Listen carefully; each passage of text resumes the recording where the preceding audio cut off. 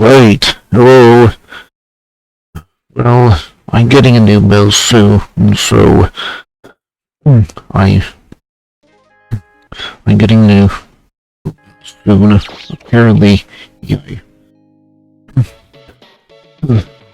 I have my dad placed the order for me, and I'm still waiting for my new mouse to come in. And the reason why is because the current mouse that I have now, the left mouse button, is not really working well. Lost yet again, well, you know what to do. Forgot to start the closed captioning. Rapid fire. Anyway.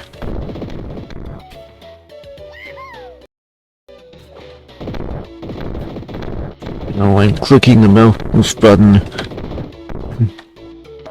and the left mouse button clicks are not registering. Some of the left mouse button clicks are not registering. So, figured I'd play a bit of Jazz Jackrabbit Doom This is not Jazz Jackrabbit Doom, this is Hocus Pocus Doom with the Jazz Jackrabbit secret level. That's the secret level from Hocus Pocus Doom Episode 4. And the secret levels from Hocus Pocus Doom are based on the DOS platformers published by the Epic Mega Games, as they were known at the time. The secret level in Episode 1 is Dark Wolf. It's based on Dark Wolf. The secret level in Episode 2 is based on Electro Man. The secret level in Episode 3 is based on Jill of the Jungle. And the secret level in Episode 4 is based on Jazz Jackrabbit. I wanted to quickly show you that the mouse clicks are wildly inconsistent. I'm clicking more when it shows that I'm firing, the mouse clicks are actually registering. That is, most of the time, but not all the time.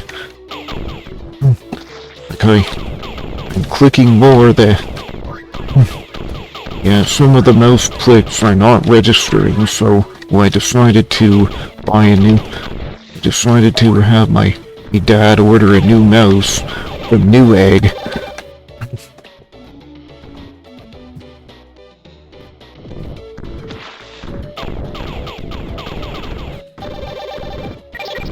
Well, that's why. That is why I decided to have my dad order a new mouse for me, because my left mouse button clicks are not. Some of the left mouse button clicks are not being registered for whatever reason. I don't know.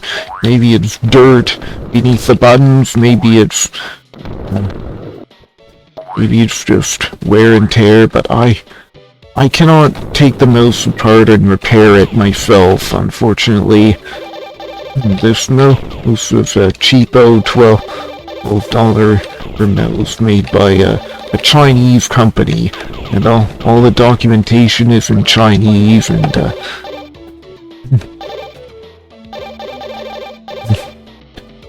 although I do like some things about this mouse, like the side buttons and the blue LED, the blue LED either.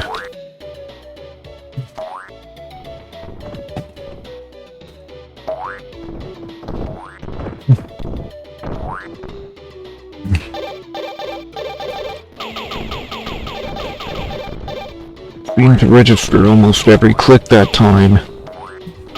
I don't know what's going on with the left mouse button, but the new mouse that I ordered has been tested for durability. It's got a good price has a good price tag on it, and it's got the two slide buttons that I like from. It's got the two slide buttons that I like. Two slide buttons, like on this mouse, like on the mouse that I currently have now.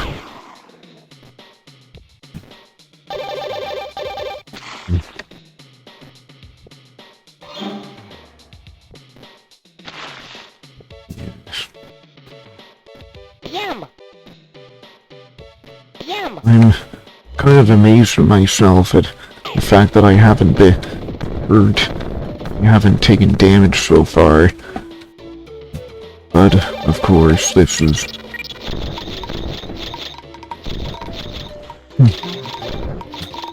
Oh, thank you for the follow, Jogras.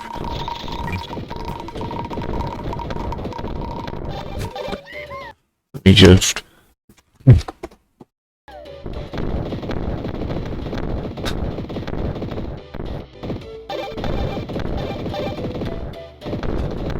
give you a little shout out there.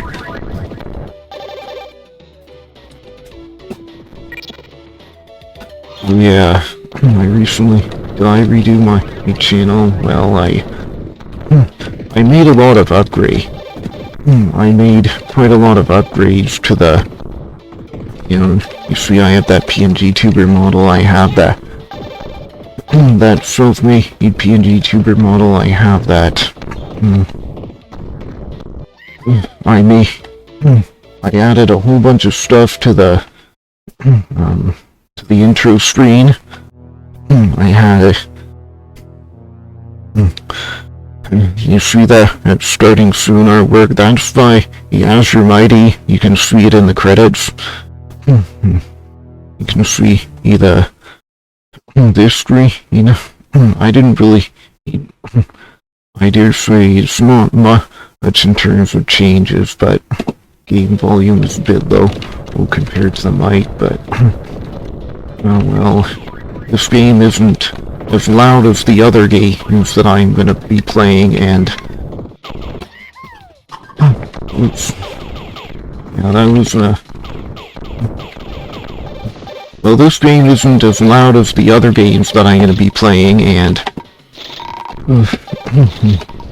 but I like to have my voice way above the game, because my voice is the most important thing about the stream, in my opinion.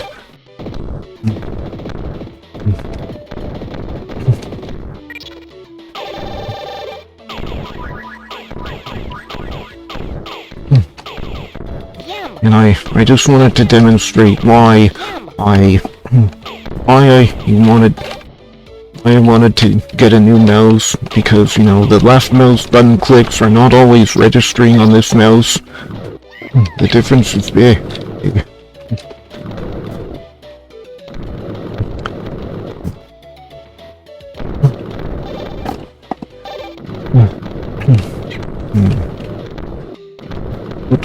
What the heck was I gonna say?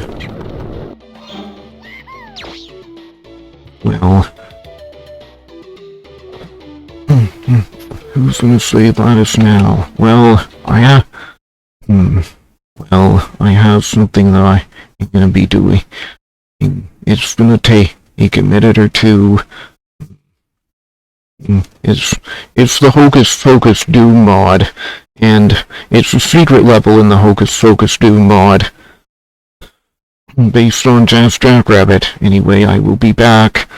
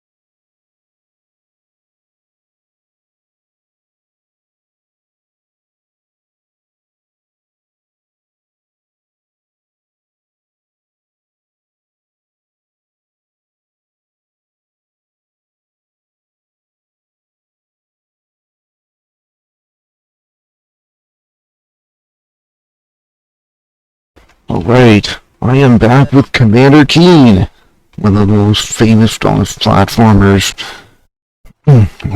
Gosh, what a true classic this game is. I played this game in my childhood.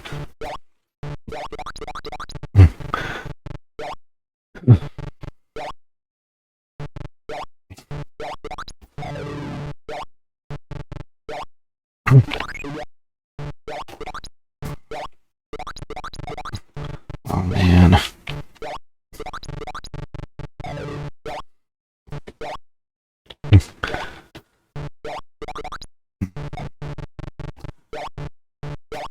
Oh yes, I really do like the control. I like the control scheme for this. Control for jump, hold for fire. I do like the DOS platformer control schemes. Control for jump, hold for fire. Although I don't really like the I don't really like the 2-button firing in the screen control and all at the same time. I wonder if they did that because of the joysticks at the time. I hear that the joysticks at the time some of the joysticks at the time only had 2 buttons on them. Like the graphics gamepad has got 4 buttons, but I don't know if there were. I don't know about the 2-button joystick, if any.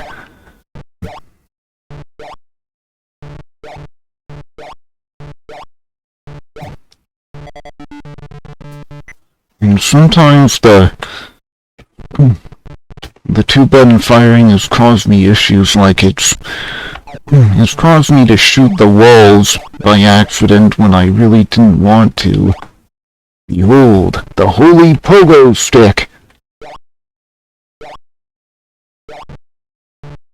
Yeah, that's what that standard galactic alphabet sign says. We all know what that says.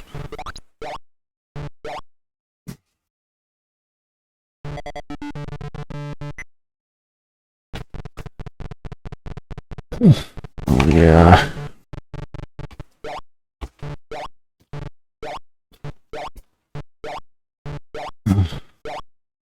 You hear in your mind, it is too bad that you cannot read the standard galactic alphabet, human. I remember that I wanted to play.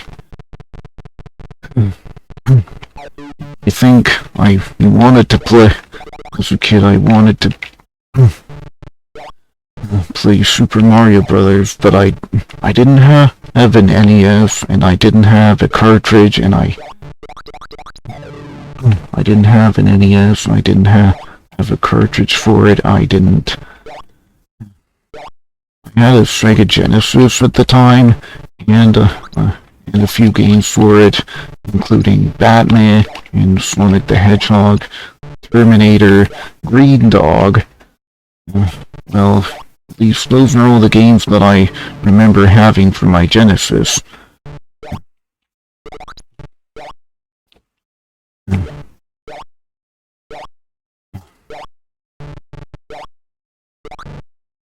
Oh my. Almost like a pro, even though, yeah, I got a bit of practice with him, but oh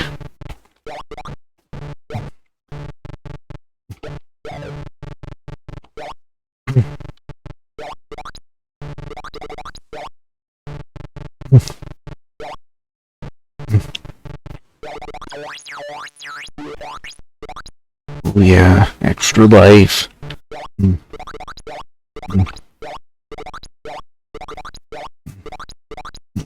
Maybe I'll turn the volume up a bit on Commander Keen. It takes a bit longer for me to do things with my mouse. It takes a bit longer for me to do things in OBS because, some of my left mouse button clicks aren't registering, as I said. And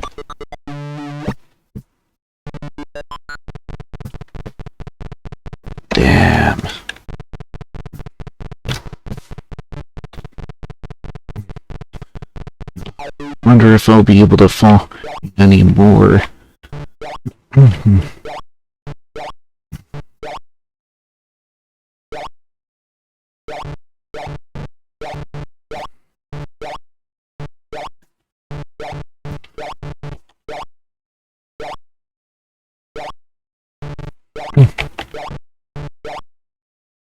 Message echoes in your head. The teleporter in the ice will send you to the dark side of Mars.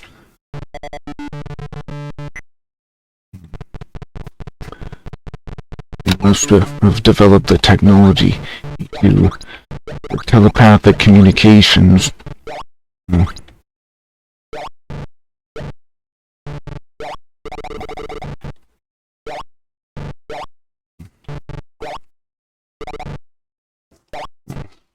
I don't think those two lollipops up there are... I don't think it's possible to grab those two lollipops way up there.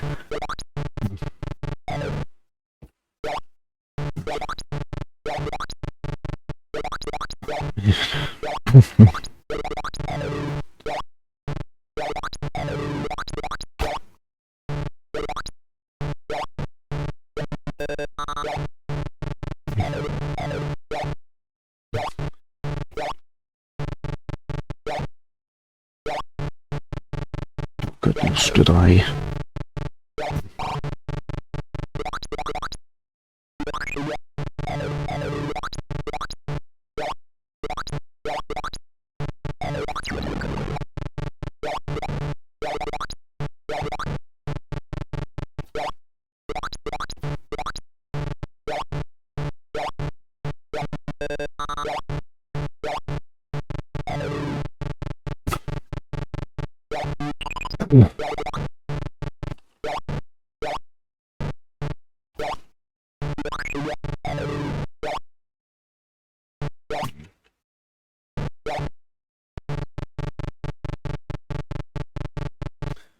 At least I have a decent amount of weapon charges this time.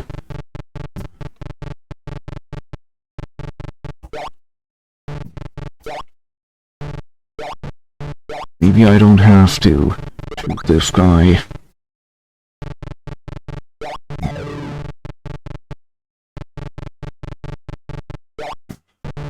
He looks like a mad blue dog.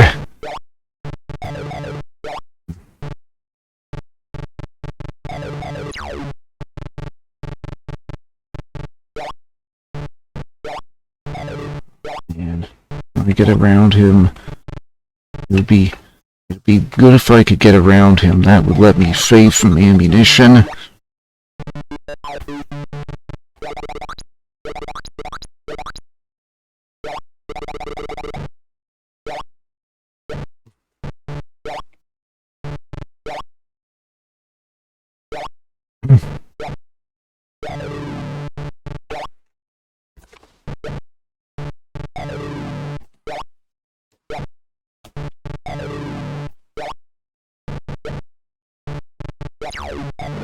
I didn't want to shoot. I mean, that's the problem with the firing controls in this game. You end up shooting when you don't want to.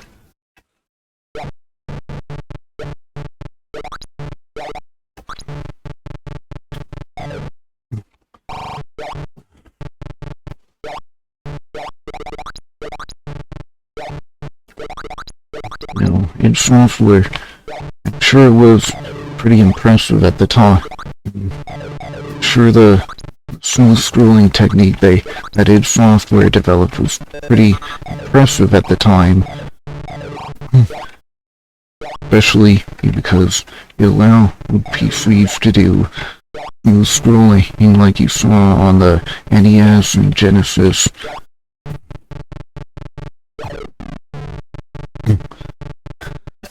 I like how there's the, I have the opinion that MS-DOS is probably the best retro gaming platform, because, it's easy to emulate because you don't need any special ROMs or anything. You don't need to you don't need any.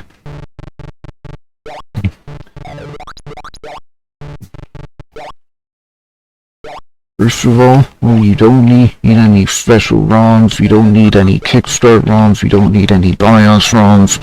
In order to emulate systems like the PlayStation 2 on PCSX2, you need to rip the BIOS from your PlayStation 2, and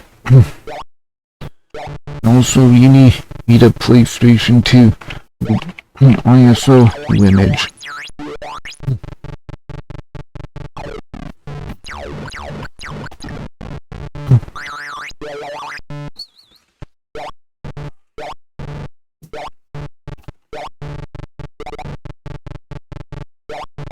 And in order to emulate Amiga, you need to have a Kickstart ROM.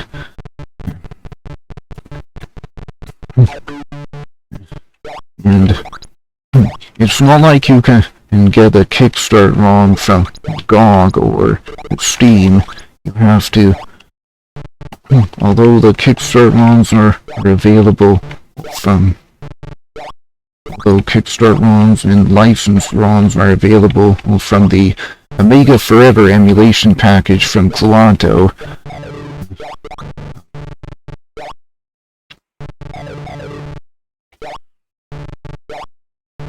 For MS-DOS, you really don't need anything like that, and that makes me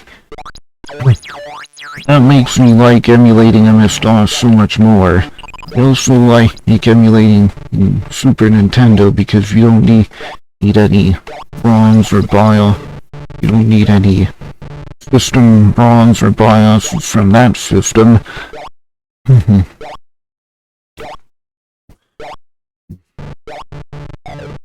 But another reason why I like DOS emulation is because you can run it anywhere. Because, you know, emulation lets you run things anywhere. That's emulation in general, not just DOS emulation. But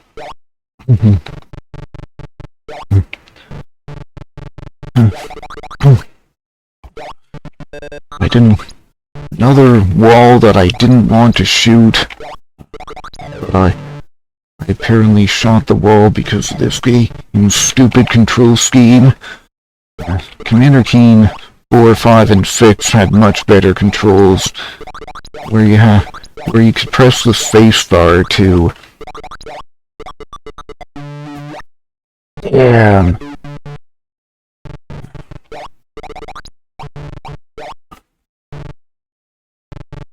almost died there.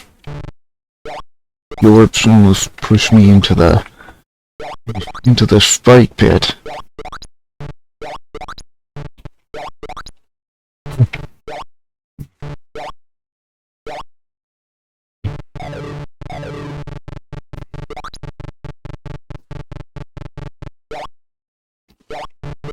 I think Commander Keen and James Jackrabbit are the most famous DOS platformers. They're awesomeness, I'd say.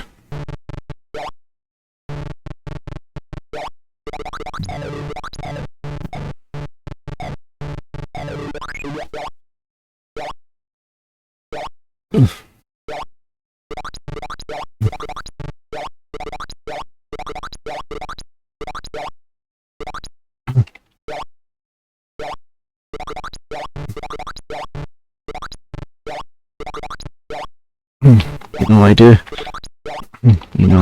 about my channel, well, I did experiment with having a overlay. I did experiment with having an animated rainbow color overlay on my, on this screen.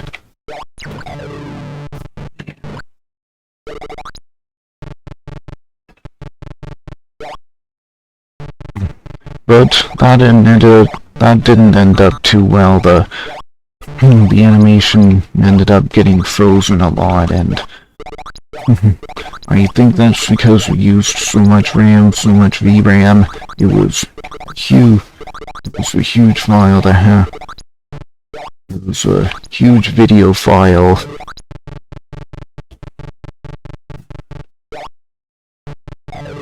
gosh, I hope I don't run into this guy. That Vorticon guy.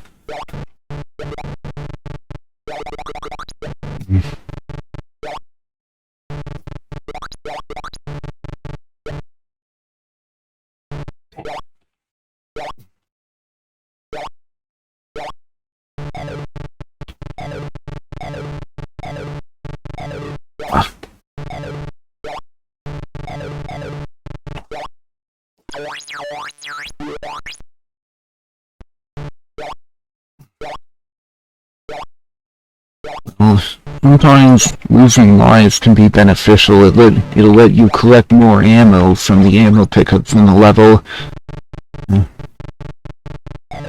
Okay, there's the Vorticon. Wow. I almost died there.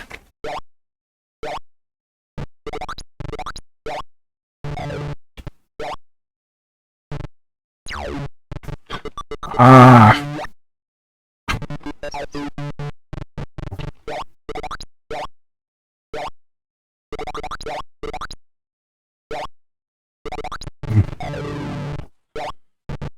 Okay.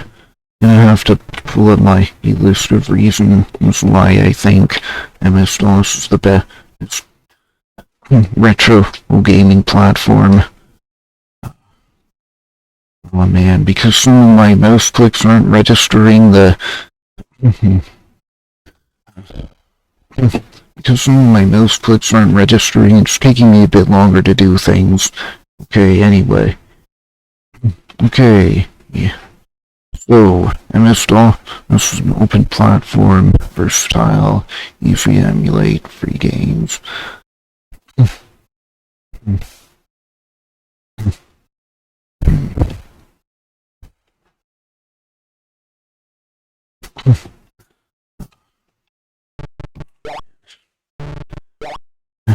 You know, like I said, some of my left mouse clicks are not registering. That's causing quite a few issues for me, so I'm just waiting on the new mouse.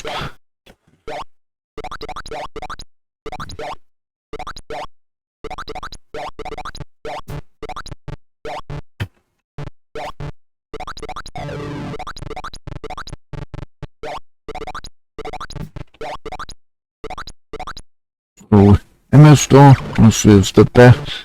It's probably the best retro gaming platform in my opinion, because for one thing, it's an open platform. You don't need a license from the people who control. You don't need a special license from Microsoft to develop things for MS-DOS. Yeah. Which means, theoretically, anyone can develop games, applications, other things for MS-DOS without having to worry about legal issues. Another thing that I like about MS-DOS is that it's so versatile. You can have keyboard controls, mouse, you can have keyboard, mouse, joystick, and many different color modes. Right now, Commander Keen runs in EGA graphics mode. And there's also VGA graphics mode, also known as Mode 13H.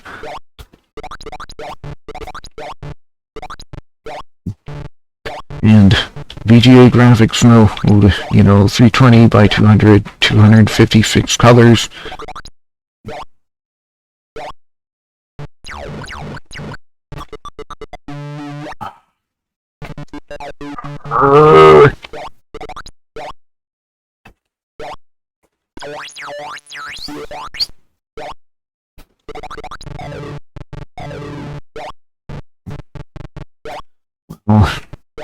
Right now, Commander Keen is running in one of the EGA graphics modes.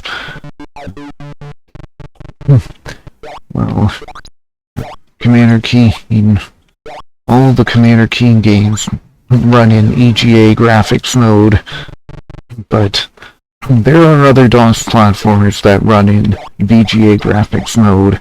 Jazz Jackrabbit, Hocus Pocus, Vinyl Goddess from Mars, Jill of the Jungle.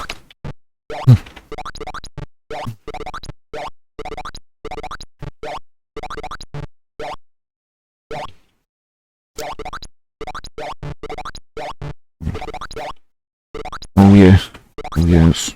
Clyde's Revenge.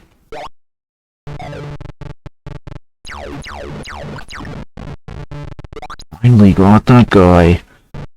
You see, I need to beat this level because the car battery is on this level. It's one of the parts that I need for the ship.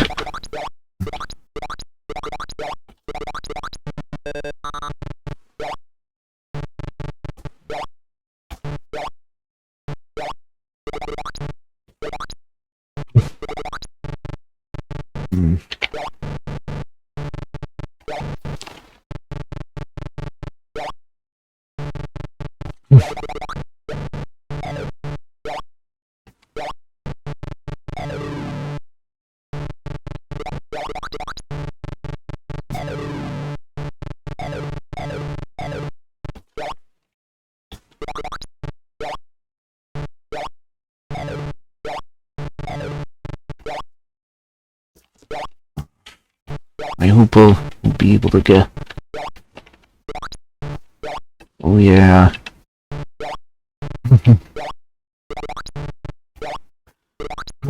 Another reason I like MS-DOS is because I already forgot.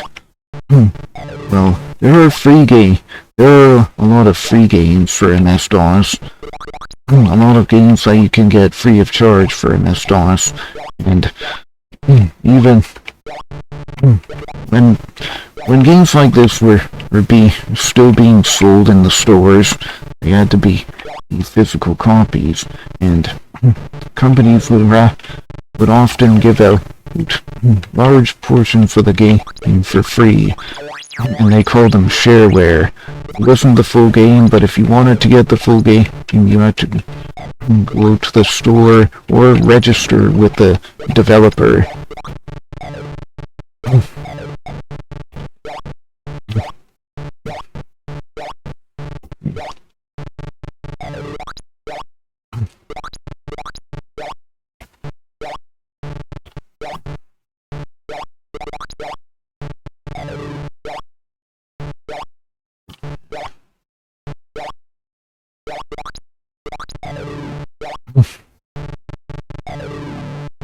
Another thing I really like about MS-DOS is that there are a lot of open source games and there are a few open source games and apps and even game engines for MS-DOS. And, speaking of game engines that support MS-DOS, SDL3 recently added support for MS-DOS.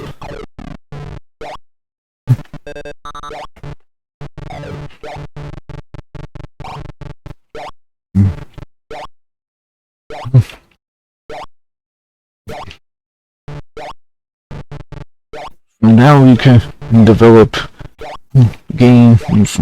Now we can develop games for MS-DOS using SDL. That's amazing.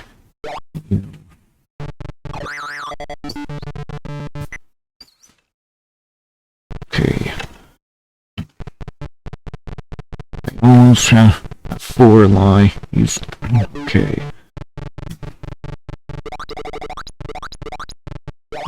You know nothing about the modern game engines.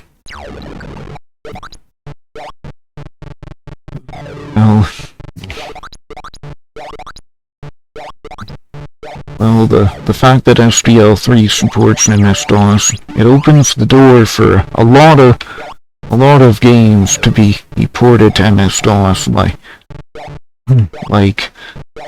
they demoed a port of Devolution X to MS-DOS using SDL3.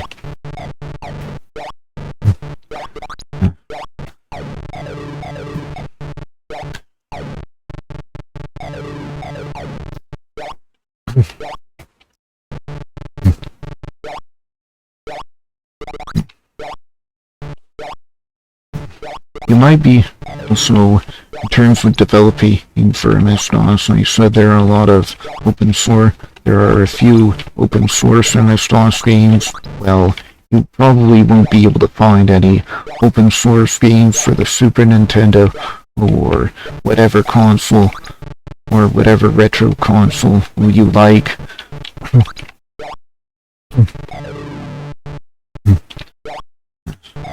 And you don't need a license from Microsoft to develop for MS-DOS, but you do need a license and approval from the console vendor to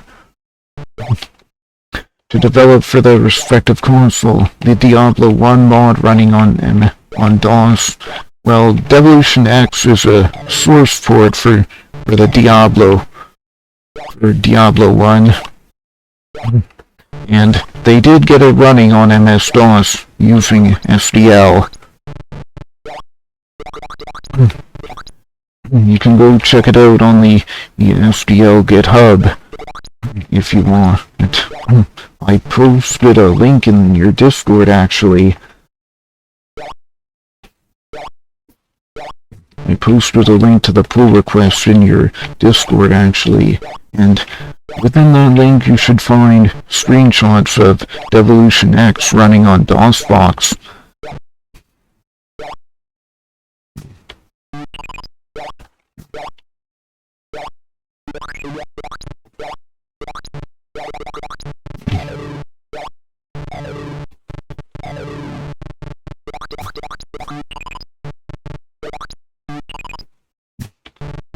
I was wondering what that was. Whether it was safe or not.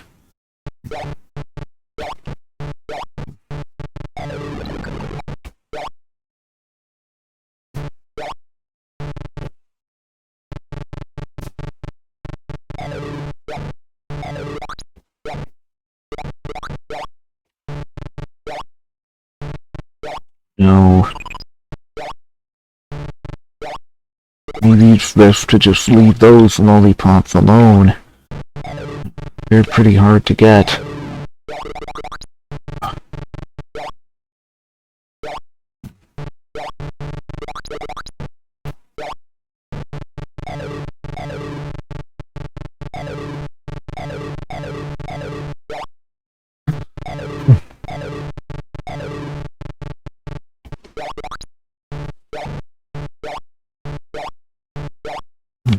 Goodness. What to say? I also, I think one of the best things about MS-DOS is that you can find a lot of MS-DOS games on GOG and Steam, even if they are. You can't find a lot. You won't be able to find as many. You won't be able to find as many retro console games on GOG or Steam if you look there. But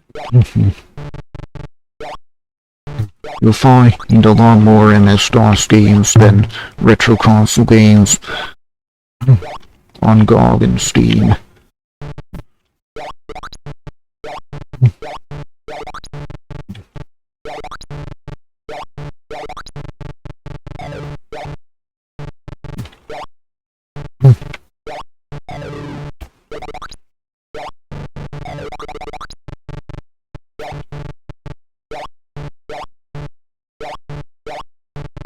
And speaking of retro console games on PC digital storefronts, there's an upcoming digital storefront called Bleem, named after the emulator, named after the PS1 emulator for Windows 98.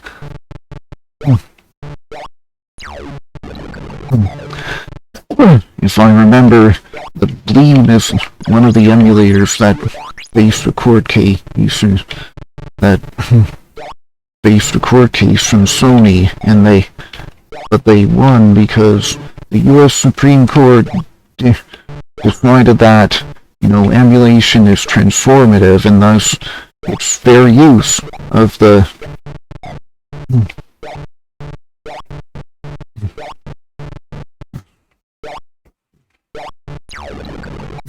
I don't have Bleem, and I think most people run DuckStation nowadays to emulate PS1 games.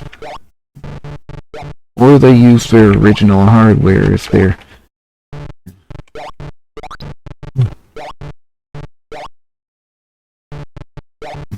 Or they use their original hardware if they can.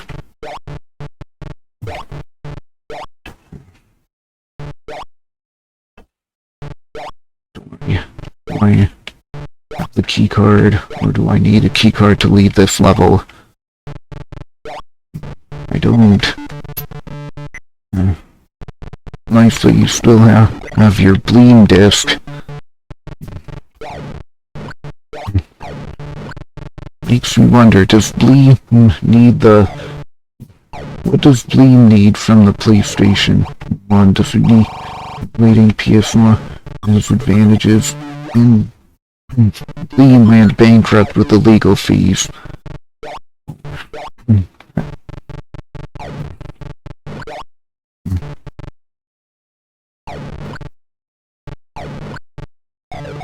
Yes, and the legality of emulation was decided by a prior court case with Sony, and, well, does it need the... What does it need? Well, the games, of course, but does it need the BIOS? I mean, emulating PS2 requires the BIOS. You need to have the BIOS in order to use PCSX2 to emulate any games. It says it right there in the getting started with PCSX2.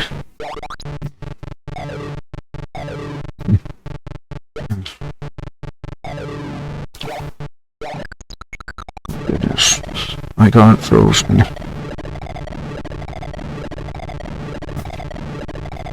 But, you know, being frozen can actually work out in your favor. You can get frozen and then when you get shot, you won't die.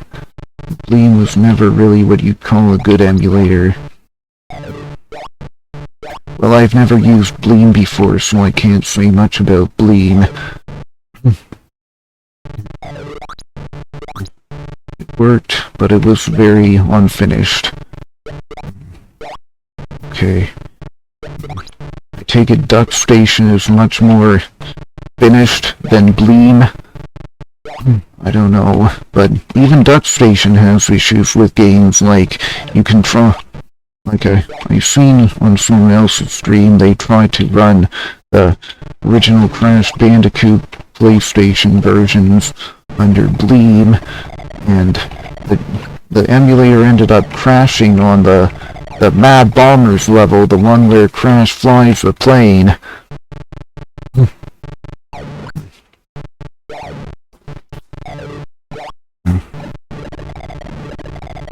Station was developed a lot longer. Bleem had promised, but nobody took the mantle and continued the work.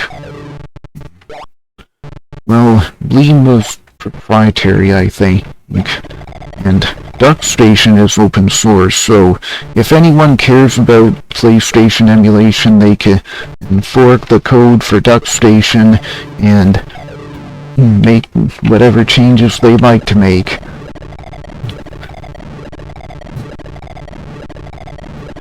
And what I like, and speaking of open source and the advantages to it, I think it would do wonders for, I think it would be a significant service to, I think it would do a significant service to video game preservation if we had more open source video games. Because then these open source video games could be ported to modern systems, could be made to work with modern systems, made to work on Linux and macOS, and maybe even consoles. I've seen a few homebrew console games made with open source projects, and hey, maybe we might even be able to get it running on the ESP32. Someone got Tyrion 2000 running on the ESP32.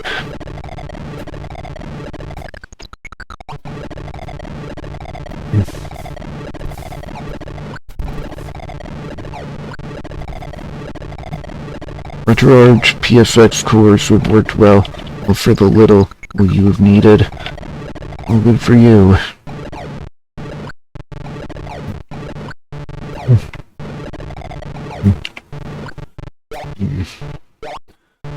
And also, speaking of RetroArch, I believe RetroArch is the thing that enables you. I believe retro achievements require you to use RetroArch, or and retro achievements are quite a hot topic with the retro gaming sphere on Twitch recently. It's based on retro achievements are based on RetroArch. Yeah. Well, the RetroArch core for DOS is DOSBox Pure. I do like how DOSBox Pure Unleashed makes it a lot easier for people to just run games out of the box, and without having to go through the hassle of mounting a C-Draw event. Personally, don't understand the fuss against it. It's against what oh man. Against RetroArch. Well, I hear the fuss against RetroArch is because they stole all the code for the emulators. But really, code theft isn't really much of a thing in open source, except if you're violating the license that the code theft isn't really much of a thing for open source, except if you're violating the license. Like, you, believe it or not, you can violate the licenses for an open source project. Like, if you release an executable for your fork of a GPL licensed open source project, you need to release the source code, or else you're violating the GPL. You need to release the source code of your fork. And I believe that is why most modern console operating systems are based on FreeBSD, because they can modify the source code, and they don't have to release their modified source code.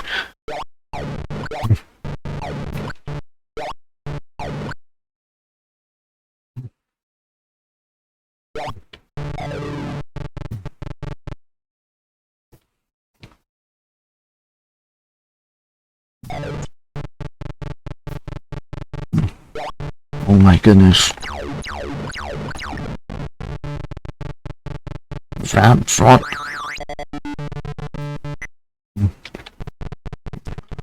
that ordeal of a level done.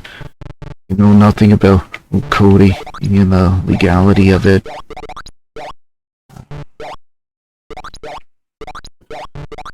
Well, you can write a bunch of code, and then you can put a license on it telling people what they can and cannot do with it.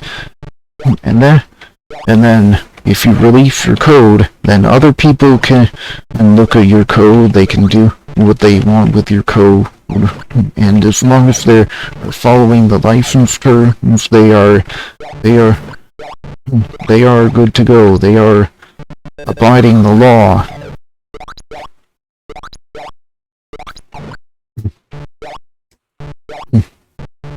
But when someone does something with your code that you don't want them to do, like RetroArch, since it runs basically on anything, you stood on your Android tablet, get to play some games with controller. Oh, did you hook up a controller to your Android phone? It's interesting. I've heard of, controller. I've heard of things that are controllers, but also protective shells for your Android phone. You see these words in your head. You will need a ray gun in the end, but not to shoot the Vorticon.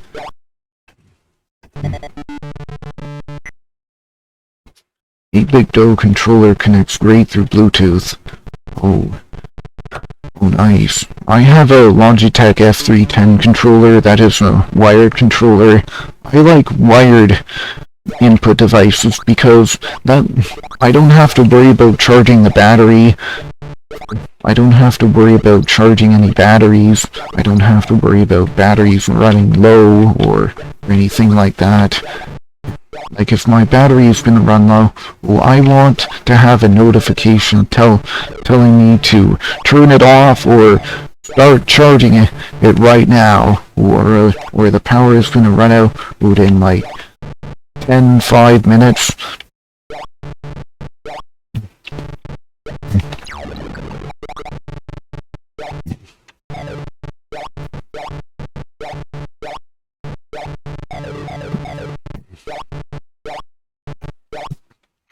A voice buzzes in your mind. There's a hidden city. Yeah, you usually prefer wires, but this thing runs easy 10 hours without charging and no wire to tangle on the go.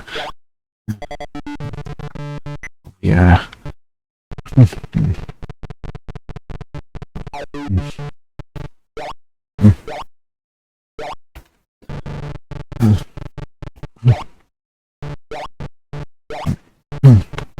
Yeah, having no wires is good for it's good for being on the go. I have my Steam Deck.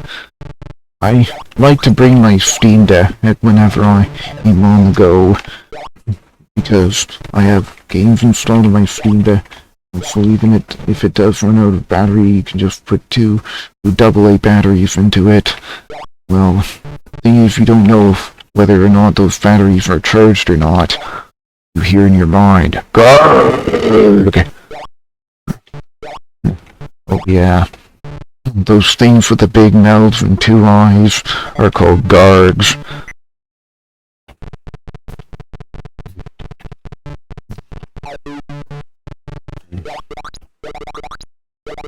Scary.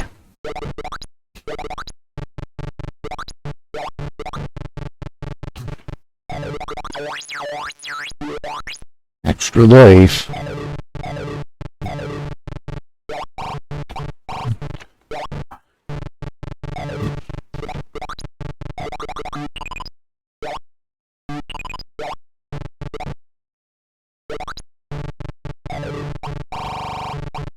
Oh man. Being pushed around by 2 or 3 things all at once. Maybe one day you'll get a 286, 386 to play some PC speaker goodness. Well, I know that you're trying to use the microphone to capture the PC speaker audio, but it would be nice if there was an alternative to that. Yeah, it sucks. It would be nice if there was an alternative to that.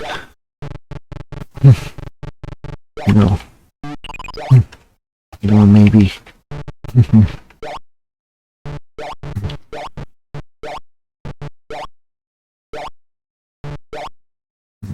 The Yorkish Whisper says, "Look for dark hidden bricks. You can see naught but their upper left corner."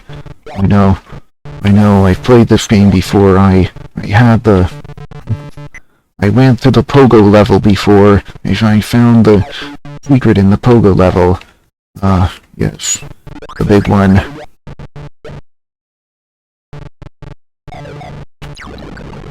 Yes, the big one.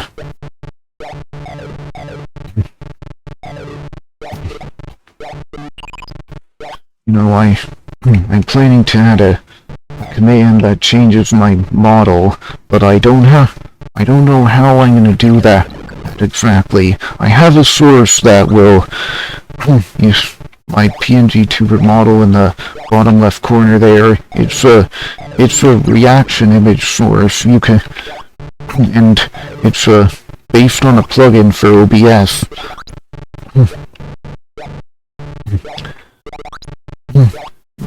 There's a reaction image plugin for OBS that adds a new type of source to OBS.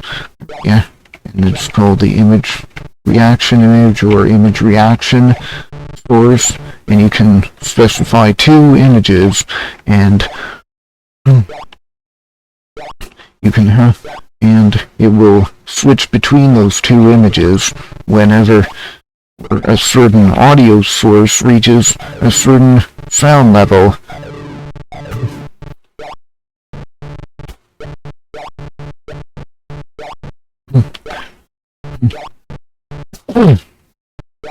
And I looked into the...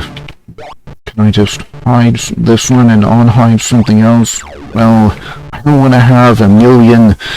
I don't want to have dozens of 4 different sources on my list of sources, but...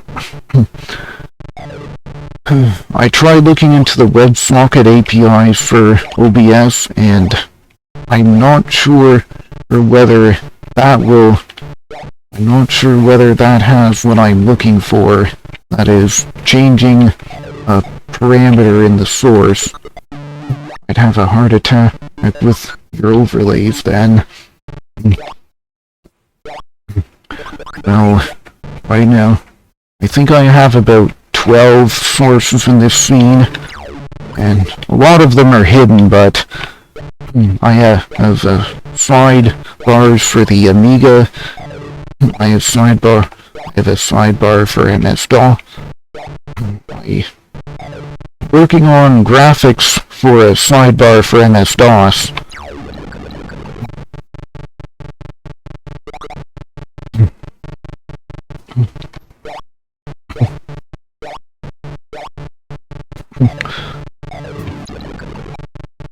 And I'm thinking, I heavily recommend using nested scenes.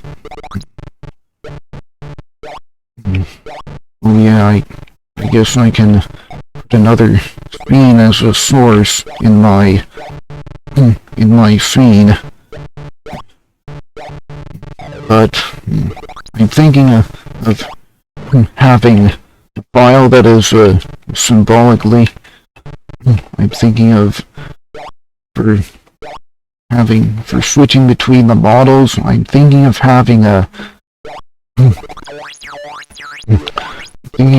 source that having a symbolic link in my file system, and then the symbolic link points to the idle image and the idle frame and the talk frame. A symbolic link for both the idle frame and the talk frame, and then when someone runs the model command, and the model is valid, I change the symbolic links to the other files.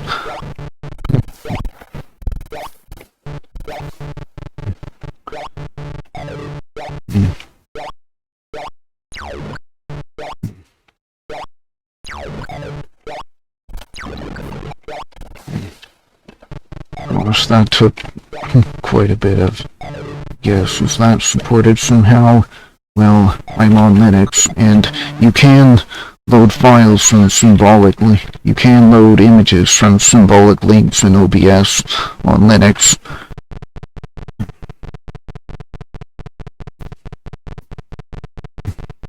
Oops, down here, another small level.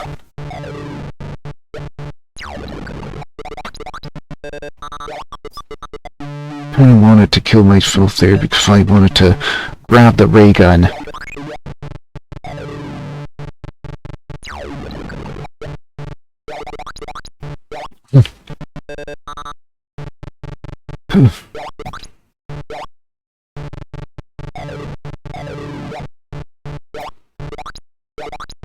Just discover how to run video files through Streamer, but without having them all loaded in OBS.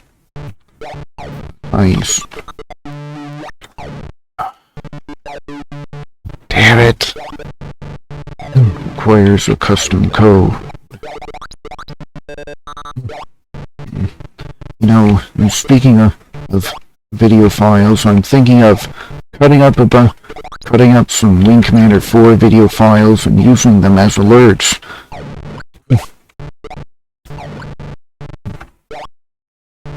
You know, using the Wing Commander 4 video clips as alerts for my channel. Because, you know, Wing Commander Prophecy is my favorite video game from my childhood.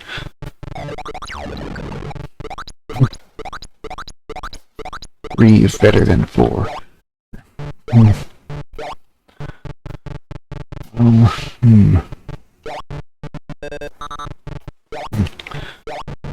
Well, I do. Well, my experiences with Wing Commander 4 are, you know, there are things I liked about Wing Commander 4 over 3, and things I liked 3 over 4. I liked how in Wing Commander 3, the enemies weren't as trigger happy with their missiles. But you also faced, but in order to make up for that, in order to compensate for that, 4 had funny looking Kilrathi. In order to compensate for the Wing Commander 3 had a lot more capital ships, a lot more corvettes, destroyers, cruisers than Wing Commander 4. The very few that were in the game. Yeah. I think Wing Commander 2 was weak Kilrathi, the appearance. Man, that's the main gripe about for the story. The absence of Kilrathi. I'm gonna have to save this, or I probably won't get through this. Probably be game over. Damn it! Oh. F9. What is the key to load the game? Do I have to go back to the main menu? I really hope. Okay, continue. Game 1.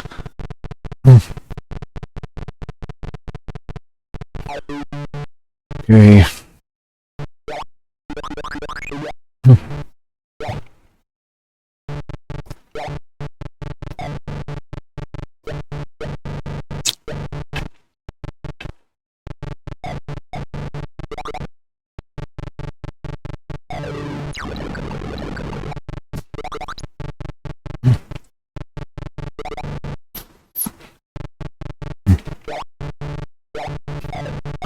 I think the Kilrathi and Wing Commander 2 looked the best out of all the Kilrathi in the Wing Commander games. I think the ones in Wing Commander 2 looked the best.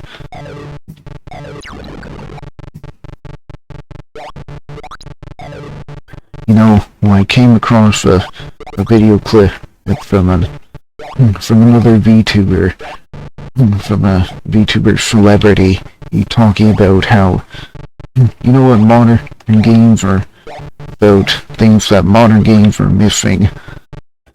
But one thing that modern games are really missing, and that is color. And they're definitely right about that. Modern games are not as colorful as your old video games.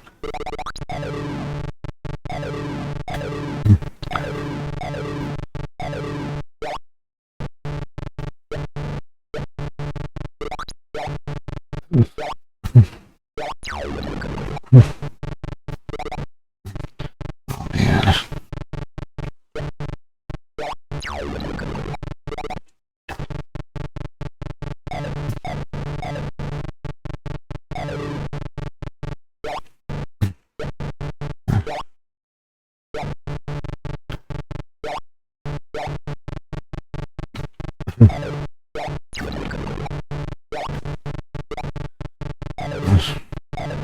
I think, you know, for the most famous DOS games, I think the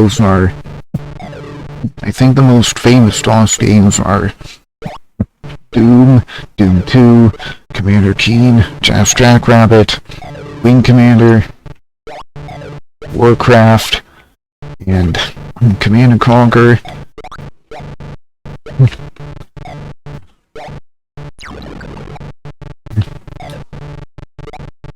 You know, I said that, you know, I remember saying I'm primarily a fan of MS-DOS, Windows 95, and Windows 98 games. I said that to someone else who, on Twitch, another streamer who's primarily a console gamer, and they, you know, PlayStation and Wii.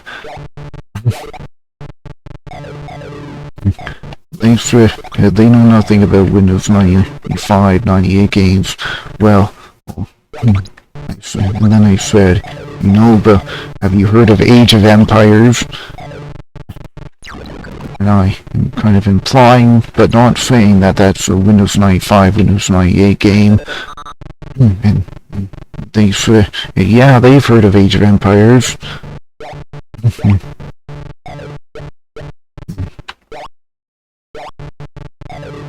And they started talking about Age of Empires 3.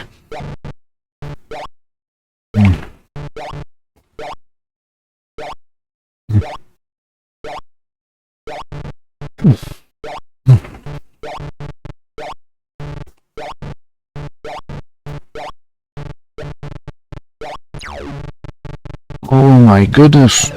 I almost died there. Well, I've also heard people saying that Commander Key is like the Mario game for MS-DOS. Like the equivalent. There are a lot of Mario clones out there for MS-DOS and Amiga, but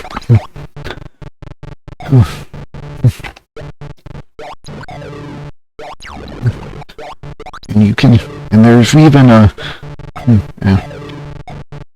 an unofficial Mario game for MS-DOS called Mario and Luigi by Wearing Software. That's the same guy that made Charlie the Duck and Charlie the Duck 2. Gotta go. Still got some things to do today. Well, have a good day, you drunk risk. And I really hope you can one day get over that. Oh, you know what I'm talking about, me. You might know what I'm talking about.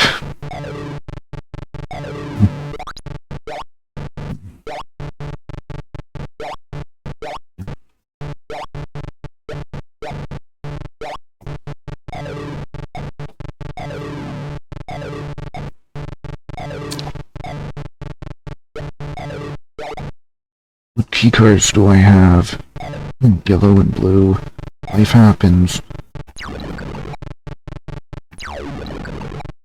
Yeah, good thing I've been... I'm glad I've been taking baby steps in these long alleyways. I know there are like 2 guards in the... I know there are 2 guards in those long alleyways. Right. I will see you tomorrow on your stream.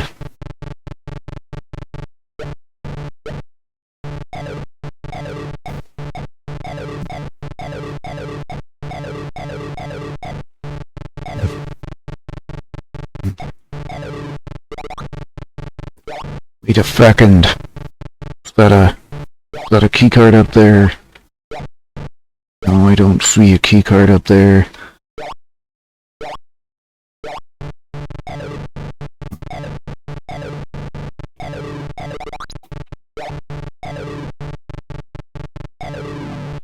Oh my.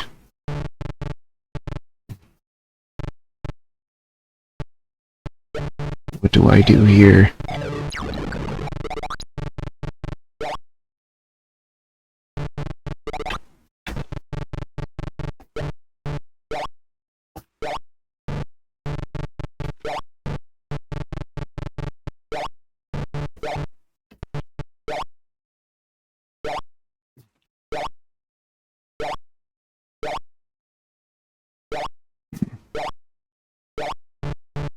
Right, there's the keycard.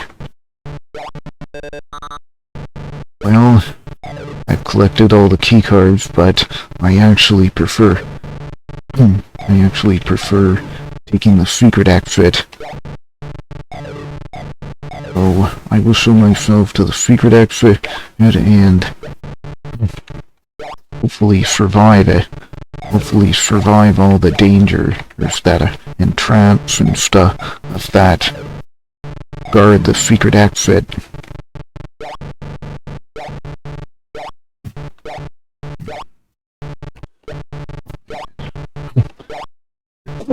And you know how some people were called Sega kids or Nintendo kids because, well, that's the console they grew up with?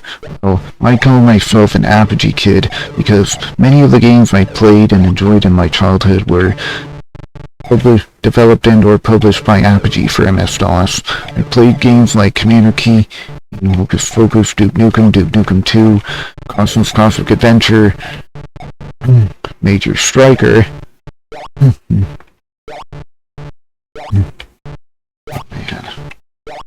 Commander Keen 1, Commander Keen 4. I forgot the fire. I forgot where there was a fire on the ground there. I forgot there was a fire on the ground there.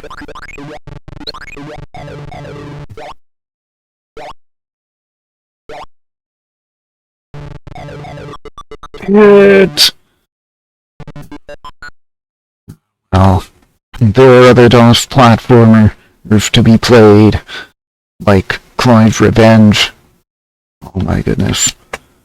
You really have to hold down that mouse button to play Clyde's really have to hold down that mouse button to have the click registered. Okay.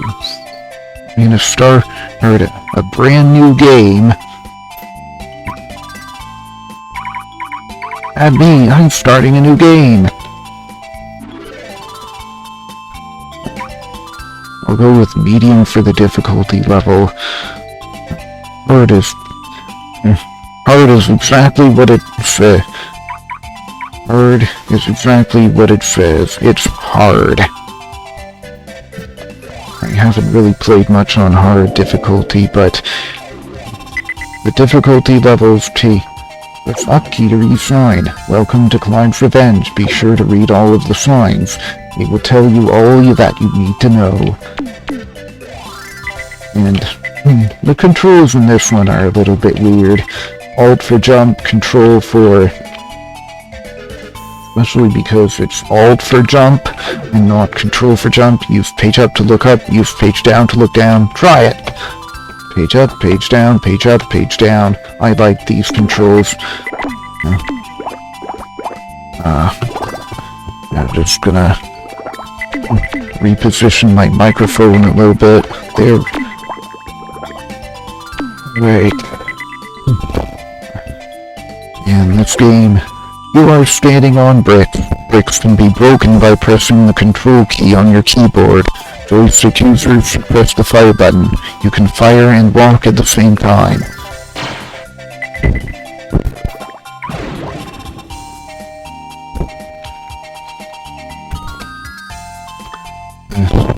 There are some things I like about this game, some things I don't like about this game. What I do like about this game, the smooth scrolling, the music, and some of the music.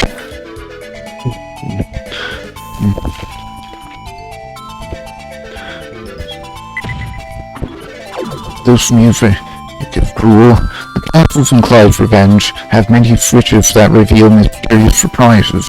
To flip a switch, move next to it and press up. But what is Clyde getting revenge for?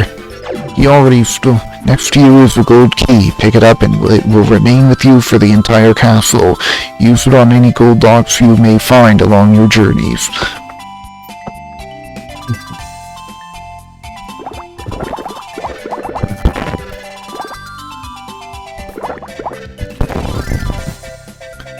Okay. I wonder if I can query the name of the source with the WebSocket plugin. with a WebSocket API. No. Well, not the name of the source, but, you know, the name of the window that I have selected. Because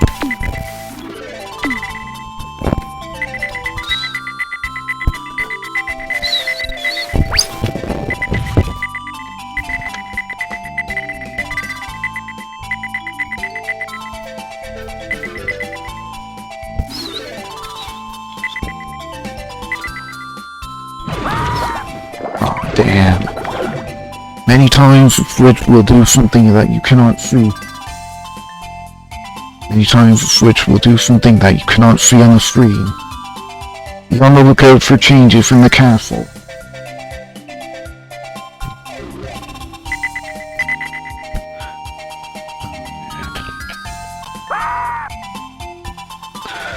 Okay. That opened this up. What I don't like about Climb's Revenge is that there are quite a few trollish traps in this game, like the one that you saw.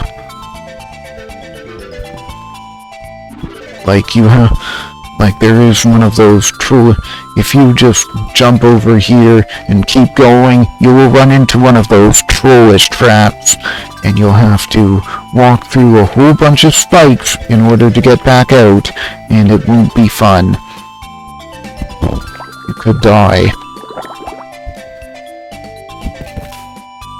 I assume that platform down there is also a trap.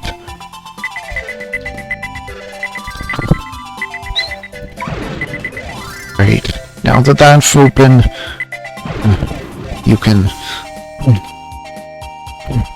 walk through there without having to worry about getting hurt, without having to walk through a whole bunch of spikes. Yeah.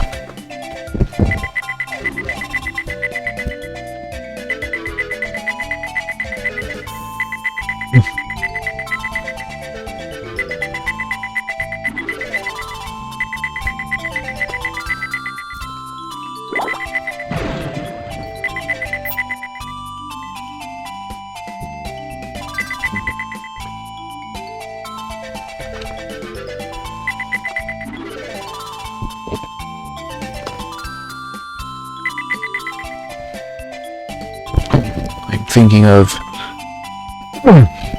you know, if I can get the name of this window, Lost Fox, something, something, something, Revenge, I can actually update the name of the game that I'm playing in real time.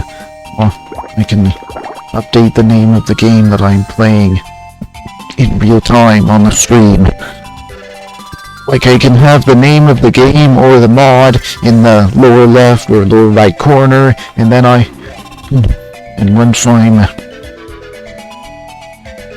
when I change the window, when I change the game window, I can update the name as I change the window without having to update it manually.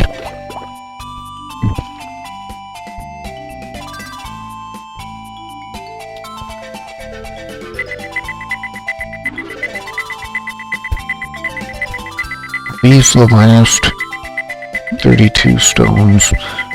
Looks like it. 4 more. I don't know where they are.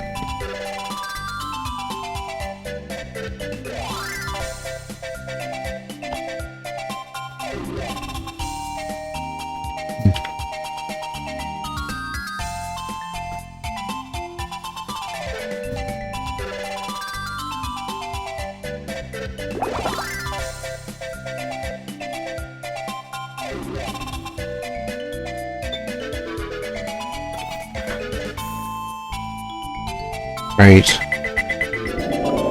And once you collect all those orbs, you can get out of the castle and advance to the next castle. I don't know this game's called Climb's Revenge. What is he getting revenge for?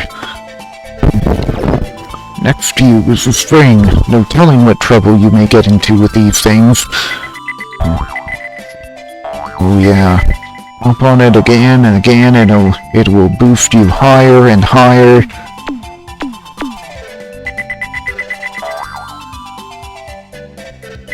Yeah, that's a very classic boing sound.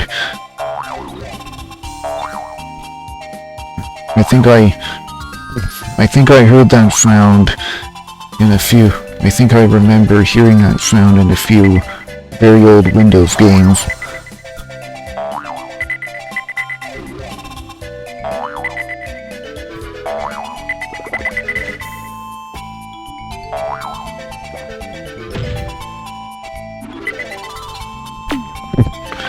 You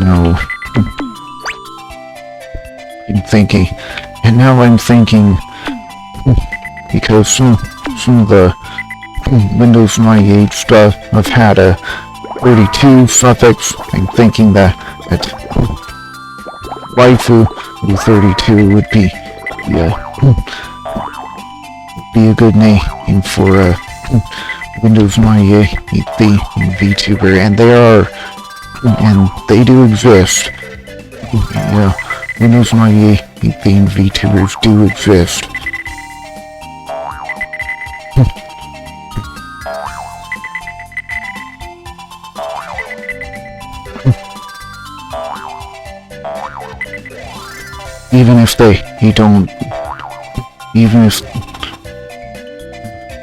Even if they don't play in many Windows 98 games.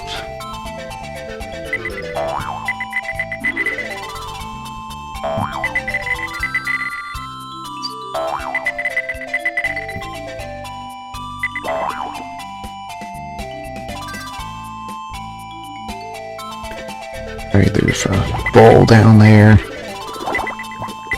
A magic orb.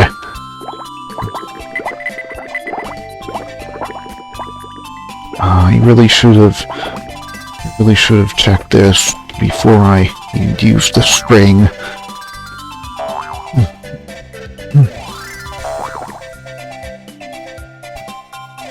But I need the silver key for this. Gosh. So he gets hurt if he... What is Clyde getting revenge for? And also, I mean, he did a lot of larceny in the previous games. Yeah, did a heck of a lot of larceny in the previous games.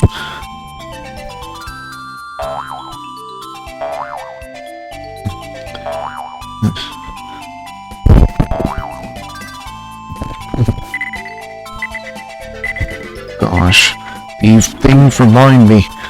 Some of those animated tiles remind me of a visual effect shader I made.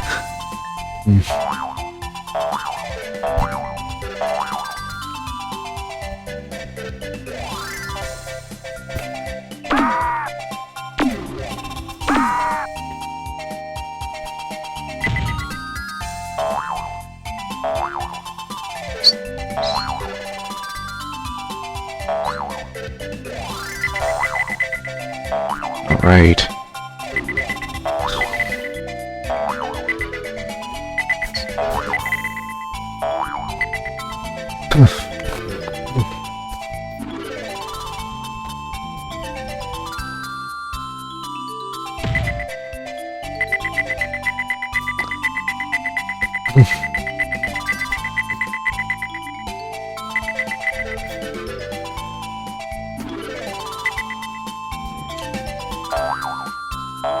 There are also a few MS-DOS games that also work on Windows 98, like Tyrion 2000 works on MS-DOS and Windows 98, so you don't have to reboot into DOS mode to play Tyrion 2000. Gosh, I wish Microsoft would spell Windows 98 again, or Windows 3 or Windows 98. At a low price because it's unsupported. Well, Microsoft, I guess you can still, if you're an enterprise customer, you can still buy Windows 98. Because Microsoft still supports those operating systems, even if they are for very specific, picky customers.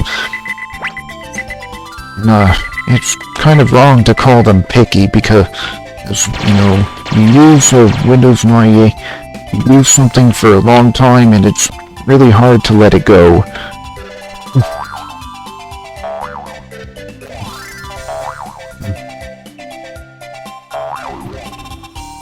Like, I hear that there are a train station and airport information systems that run on Windows 3 or Windows 98, and they can't really switch away from Windows 3 or Windows 98 because some essential software that they're running depends on Windows 95 or Windows 98 and the libraries available for it. Like, you can't just switch to Linux and run that old Windows stuff online for some reason.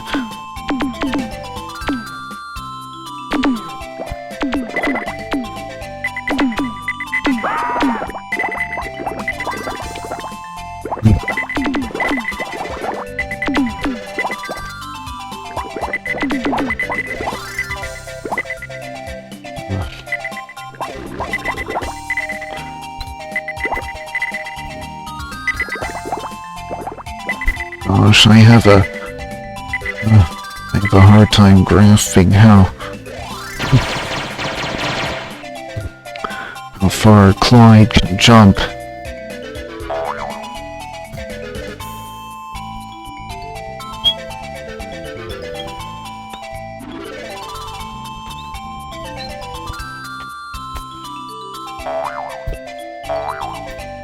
Oh yeah. I remember this is closed off. I'm gonna have to find another way into there. Even then, I'm not sure. Right. There are a bunch of orbs over here, too.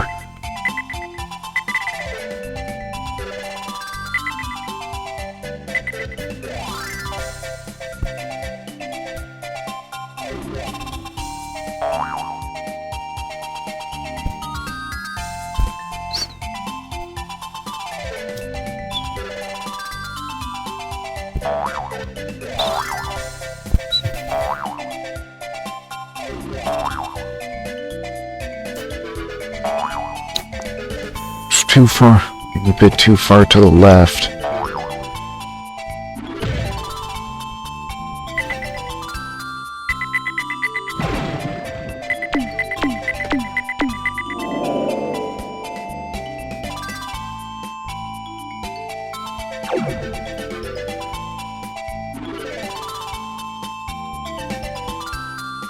Awesome. Advance to the next castle.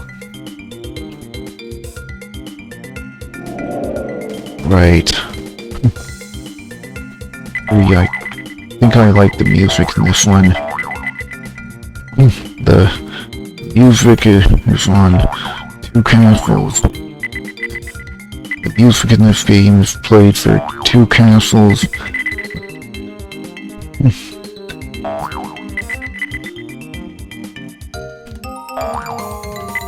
Backgrounds look interesting, but also bland because they look like stock CGI textures. Look like setting these 3 switches in a specific order will open the door. And apparently I knew that. Apparently I knew the right combination.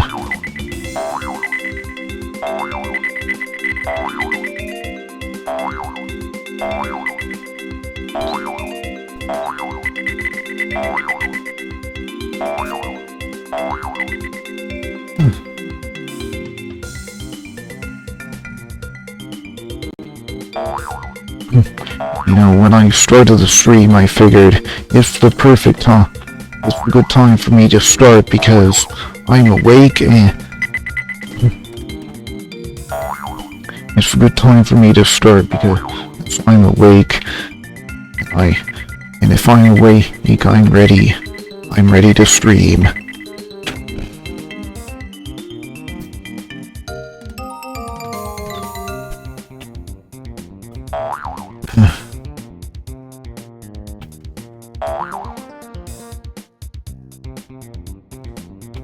So I might saying to myself, why don't you start your stream now? You're awake, and if you start later, you might end up starting when you're tired. So yeah. And why I start my streams when I do. I don't have a set in stone schedule, but nowadays I tend to start when I'm awake, like right after I get up.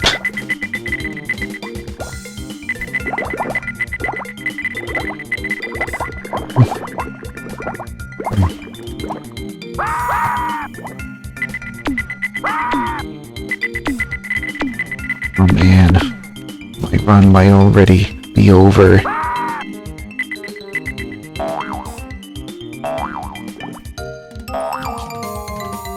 Anything I can do with this silver key? Okay, so apparently he gets hurt from falling, but not from hitting his head on a roof, on a ceiling or something.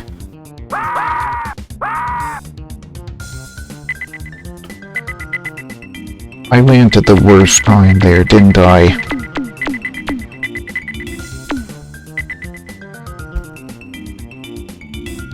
Okay, if I remember, there's another way. If I remember, there's a spring at the bottom there. At the bottom of that chute.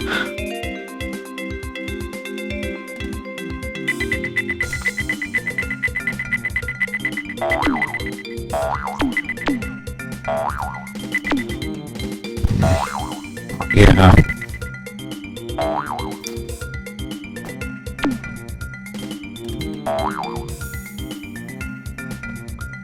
I have both the silver and gold keys.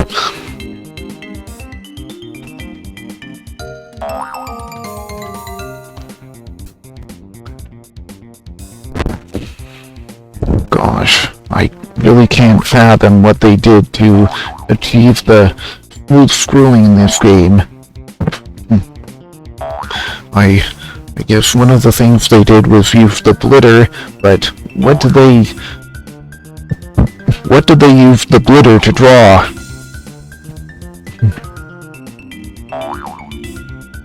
Also, I hear that the VGA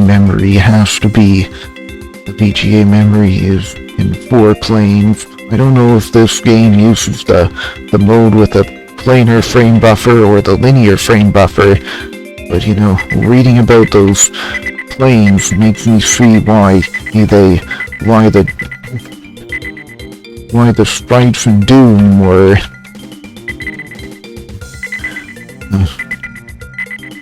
why the sprites in Doom were formatted like they were.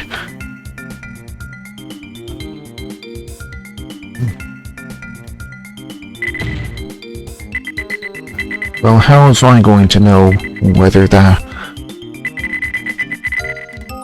At least I'm not dead, but how was I going to know that there was a pedestal at the bottom of that chute?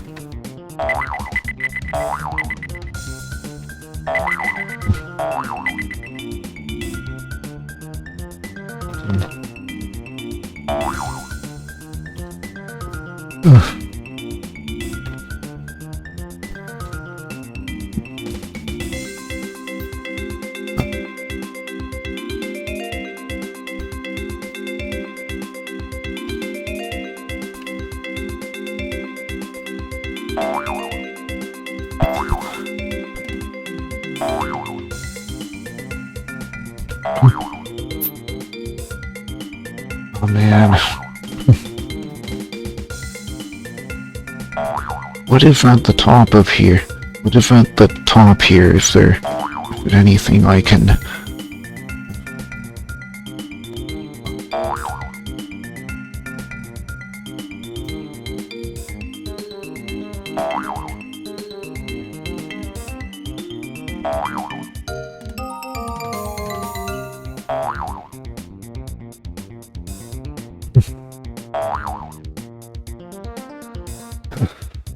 Okay.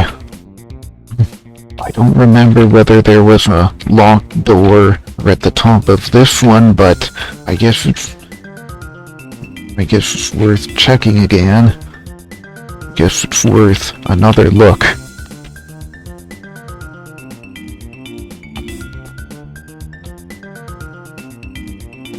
Okay, so I am smart enough to look down.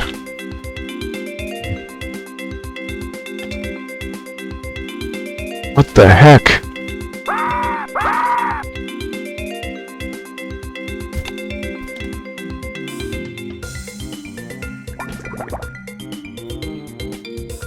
I don't think I checked over here yet. I didn't.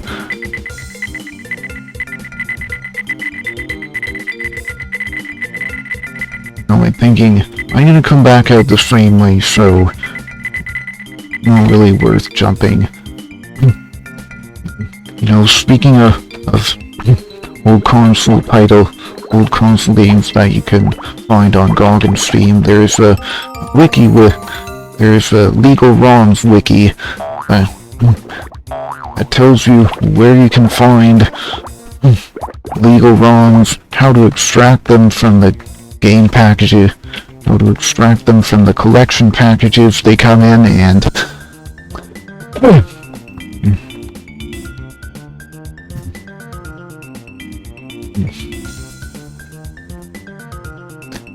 but also, I recently found out that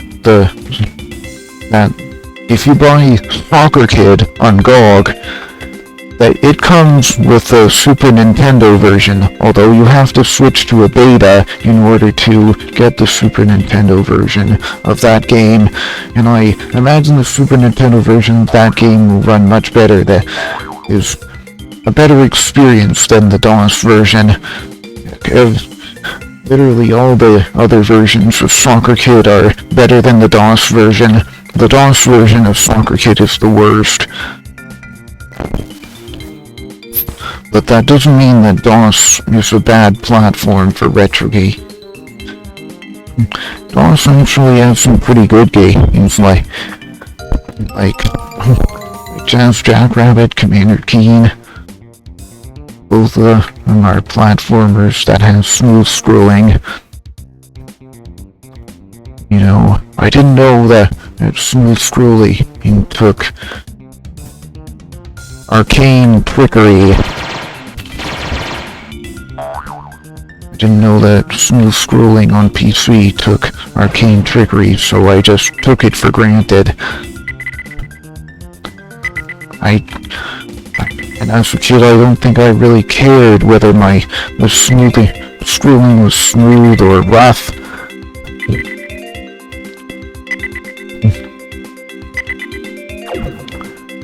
Yes. Gosh, it's almost like I knew the combination.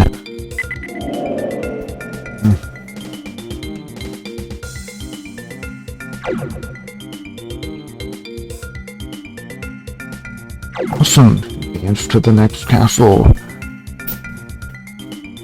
Are you shifting to Castle 4? To open this door, find 3 switches placed directly under an arrow, flip them all to the left. Okay. That's 1 switch, flip to the left.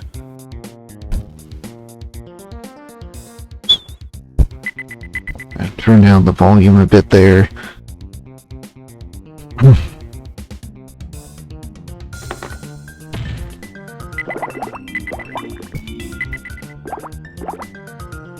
I don't know where to go. Even though I beat this level, I was playing this last night and I beat this level last night. but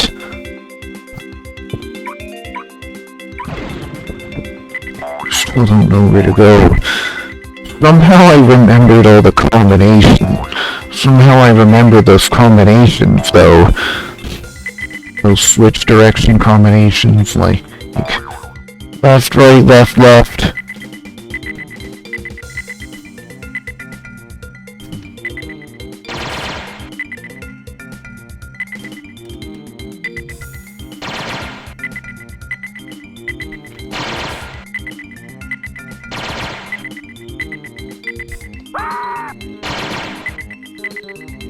Oh, good grief.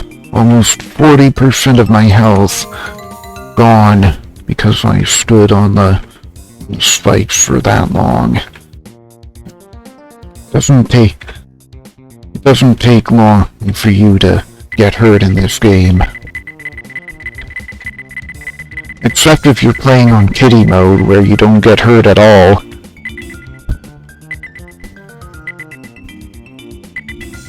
That's why I don't really want to play on hard mode.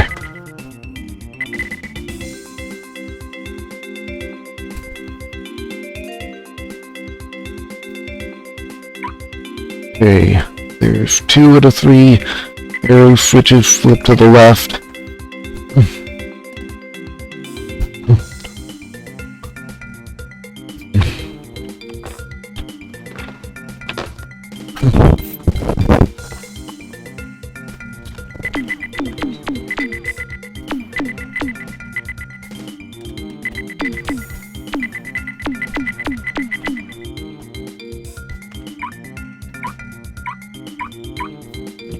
If I remember.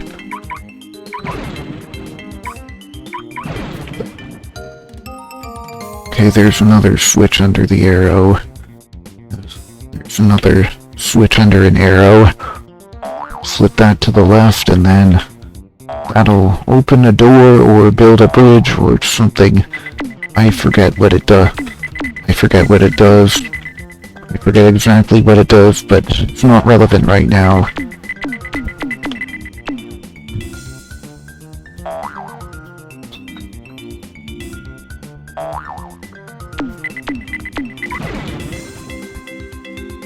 Just open that just open that so it's open.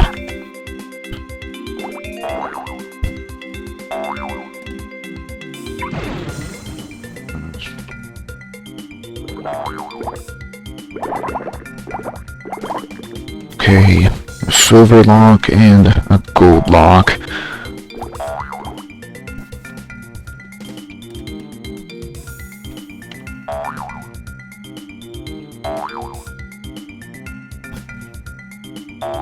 You know, the mouse that I had my dad buy for me, it was supposed to arrive yesterday, but I can understand that it got delayed, and I'd rather have a shipment delayed than for someone to suffer from being overworked,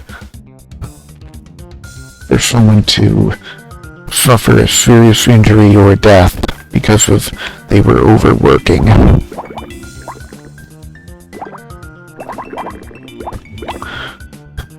Maybe it'll arrive today, maybe it'll arrive tomorrow, I don't know. There's still a way back, isn't there?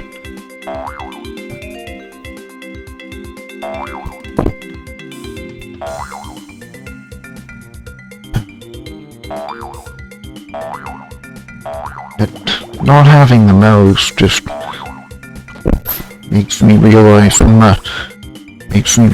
and appreciate how much I like first-person shooters.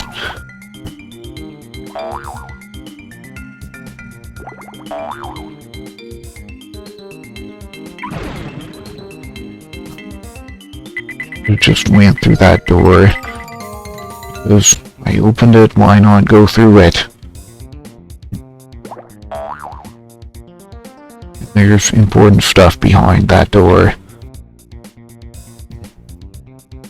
Wait.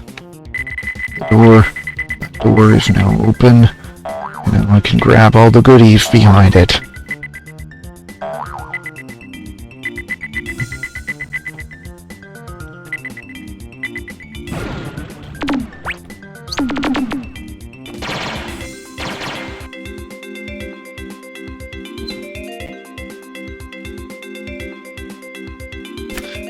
Now I need to get back to that place where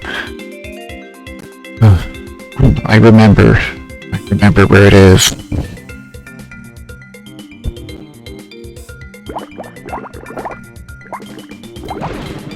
Maybe I'll find the gold key in here.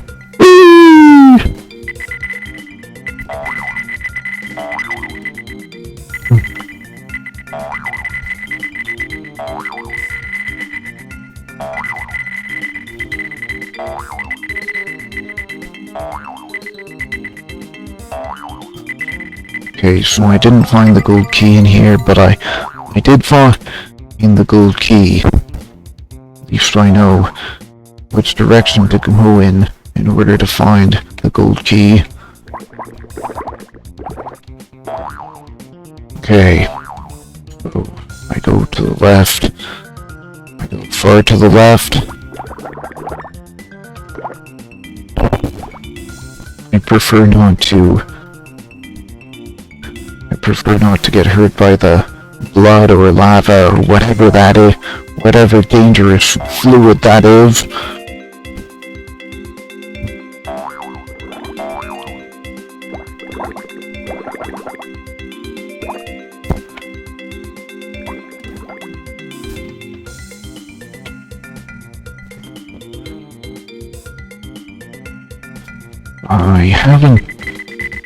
I thought I had grabbed all the orbs in here.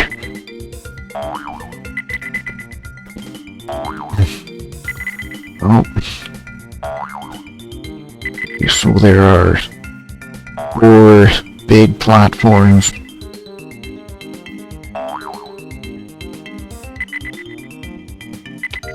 So I'm thinking of changing the closed captioning, changing from the Stream CC extension to the local vocal plugin. I don't know how expensive on CPU and GPU resources that's going to be. The key to this castle is to get here early. And I got there pretty late.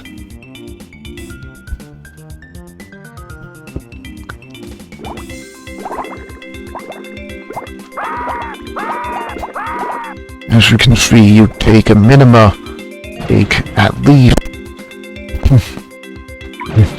least 10% damage to your health. It does at least 10% to your health for every time you land in that stuff.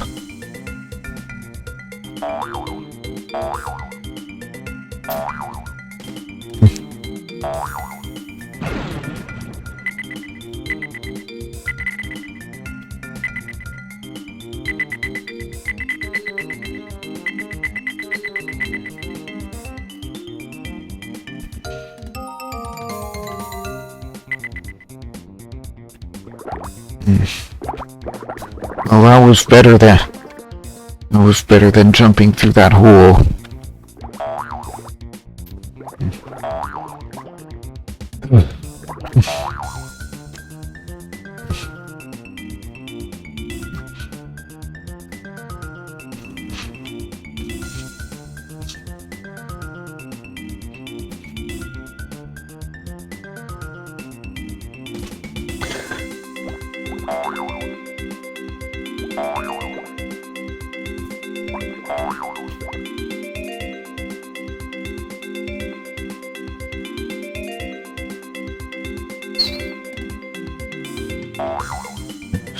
Is there another old key door that I have to go through?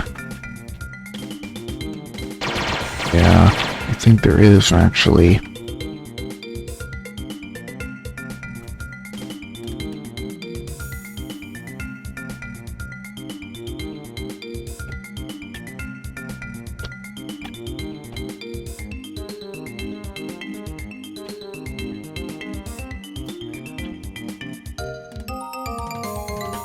You get used to that back and forth rhythm. It's hard to get out of it. It's hard to get out of it.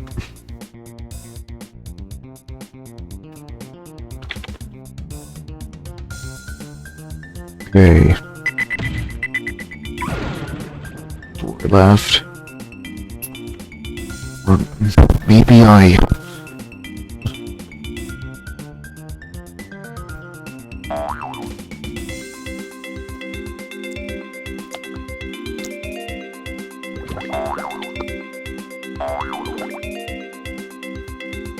Damn!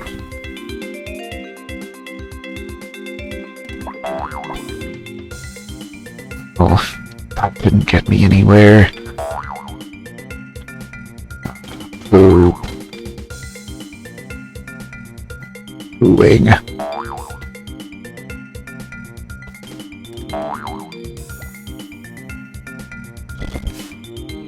Where the poop are the rest of them? What the poo?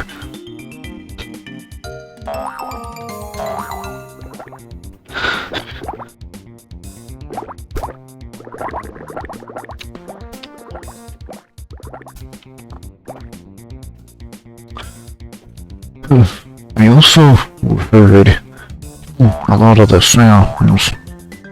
A lot of the sounds that you hear in old video games like this. I also heard them in the Legend of Heroes Trails in the Sky. Because that is also, I dare say, a retro game. And speaking of Trails in the Sky, it got a remake recently. I haven't bought it, I haven't played it, I've only seen other people play it, but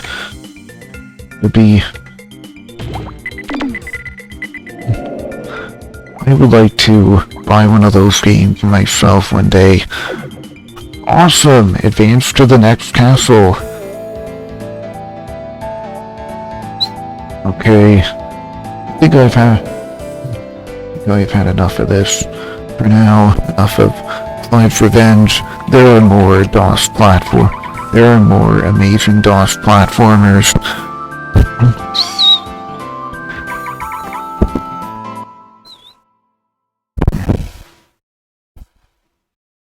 Right. So, DOScade.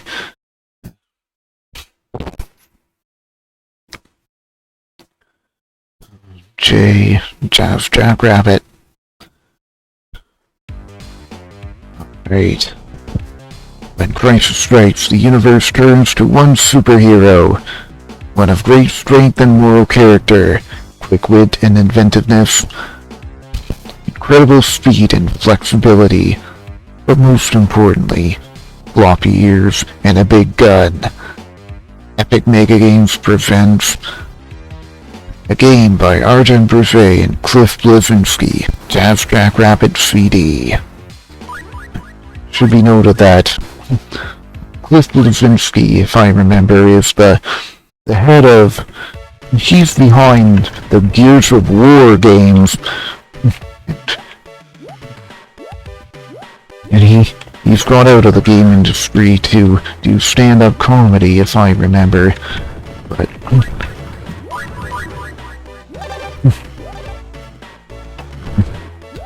I remember... I was told that he left the game industry. Cliff Bleszinski left the game industry to do stand-up comedy.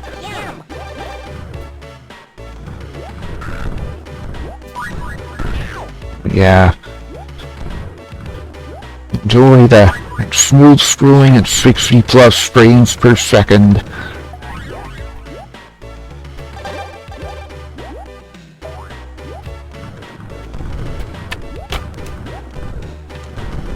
Enjoy that pixel perfect smooth scrolling at 60 plus frames per second.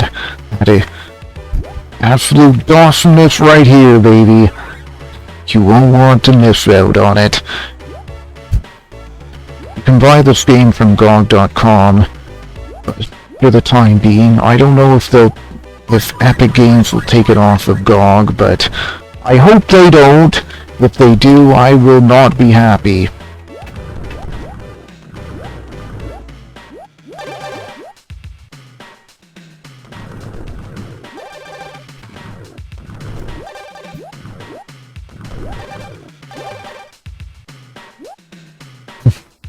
Rapid fire.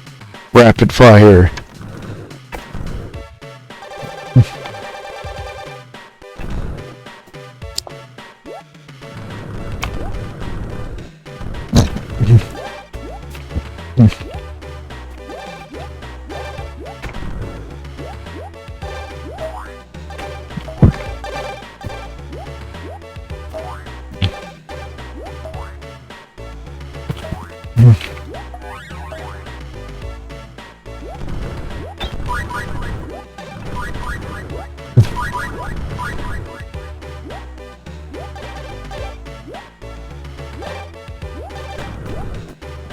Good thing I had the invulnerability when I was when I hit that bee.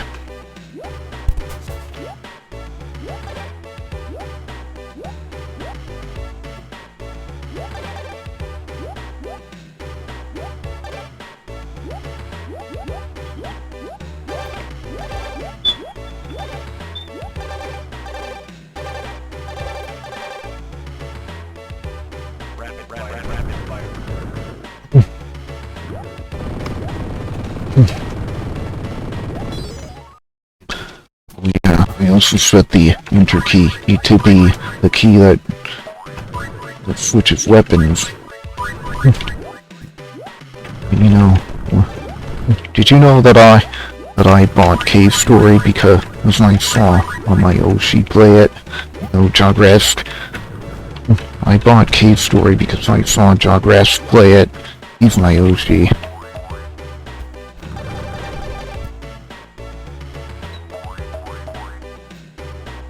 Oh yeah, one of those jump pads with the slides, it has a...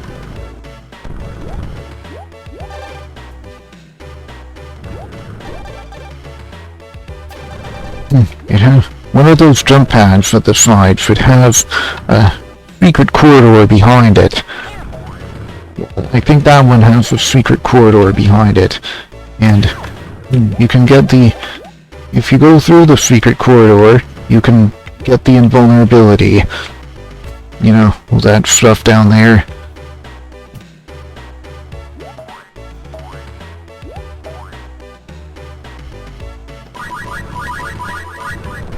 Why would you not want to get all those RF missiles? 2 shots is better than 1.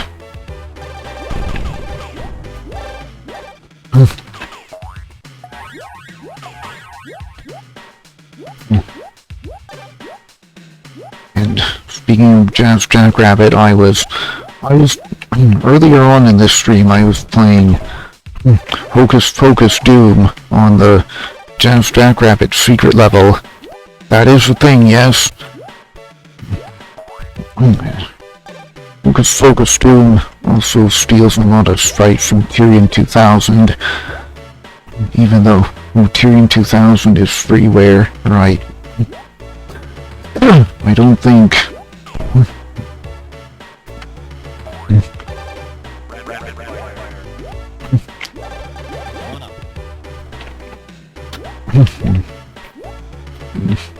I don't know if the original developers of Tyrion 2000 will let their game be used like that, but you know, let people take the sprites from the game. But Hocus Pocus Doom also takes a bunch of sound, takes a sound from Tyrion 2000. You know, when I heard the lightning sound in Tyrion 2000, I recognized it because it was used. It was stolen for Hocus Pocus Doom.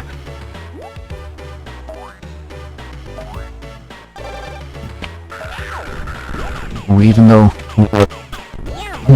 Moonlight Software that they wanted to do a sequel for Hocus Pocus, they never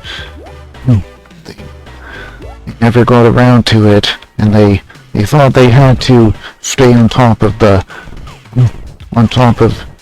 trends within the gaming industry. Like, they thought they had to they thought they had to do a 3D engine.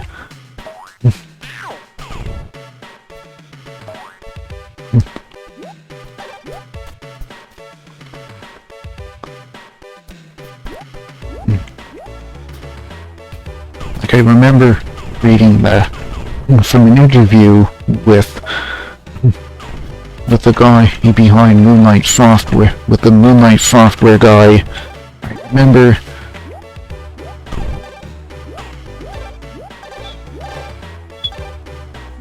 I remember he said that he thought he had to keep up with the Joneses, so to speak, because id Software, you know how id Software had put out Quake at that time, Quake or Wolfenstein 3D.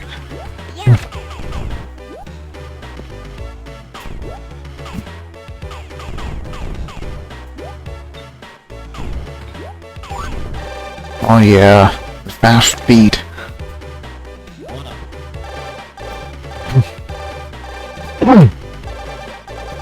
Like, instead of being pushed around by a spring, like in Sonic the Hedgehog, you get the fast feet power up in Jazz Jackrabbit.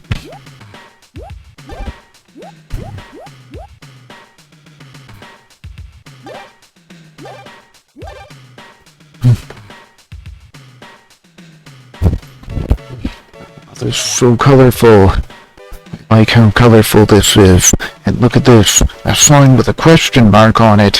What could it be? A secret level, of course.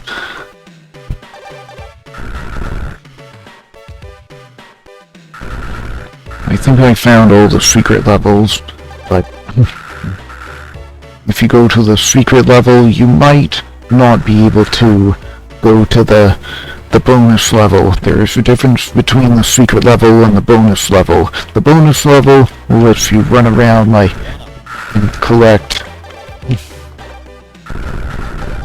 The bonus level lets you run around and collect things like in the old Sonic game. Lets you run around and collect diamonds. The secret levels have no enemies, and you get to just collect whatever. The secret levels are like the normal levels, but there are no enemies, and you get to collect whatever. You get to plunder the secret levels to your heart's content.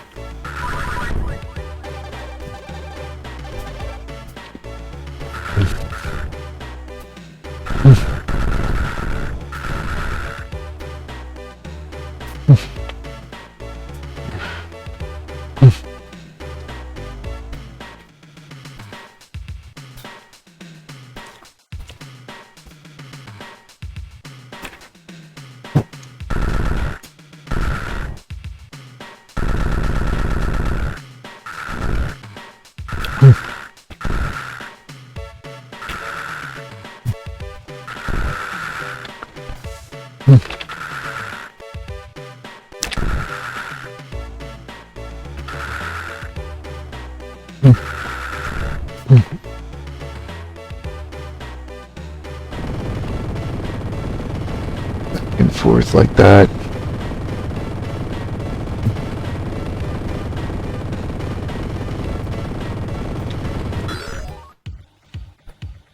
Right. Oh, clear.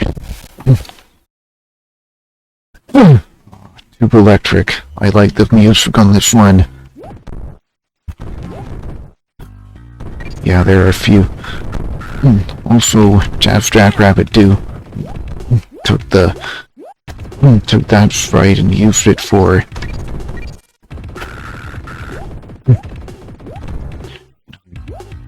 that's right, he didn't use it in the Jazz Jackrabbit secret level.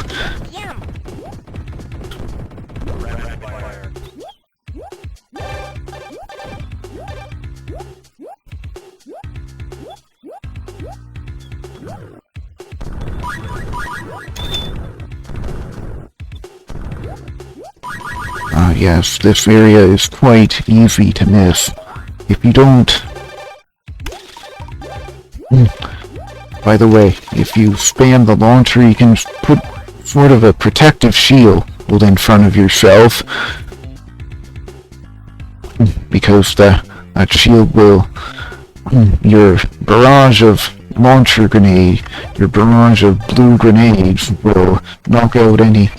will hurt or knock out any enemy in front of you when you're running forwards.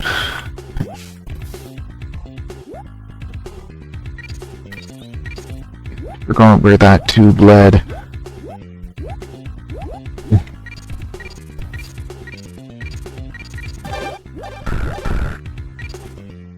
Oh yes, extra life right there.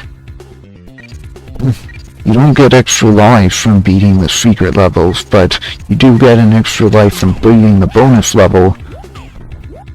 And of course, your hip-hop takes the first hit for you. Not that the hip-hop really does much for you, unfortunately. The hip-hop is that bird.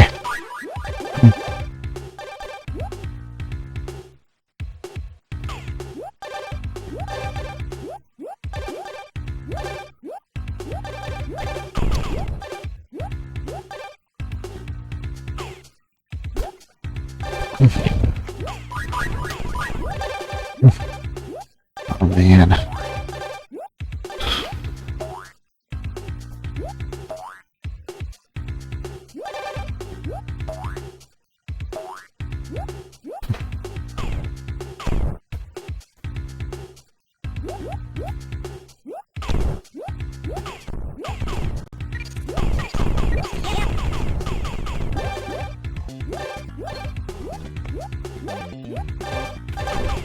Oh yeah, got them all.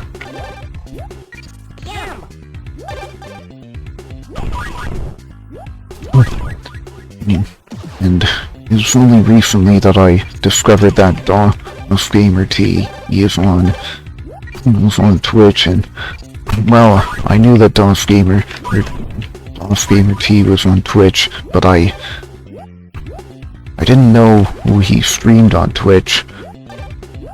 Guess he does multi-streams, but he still focuses on YouTube.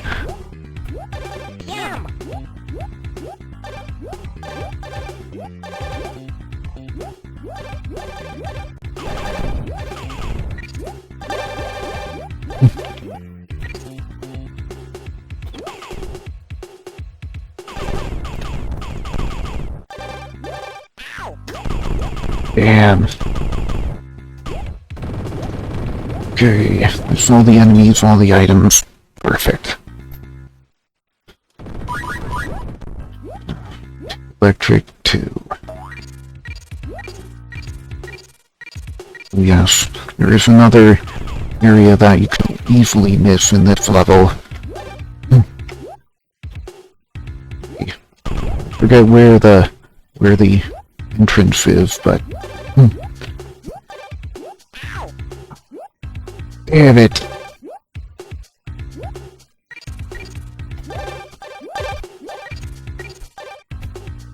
I think I went the wrong way. It's just taking me to the right. It's not taking me down or to the left. Well, there we go. I think this room has the entrance to that area I was talking about. The area that's easy to miss in this level. Okay, so that's holy.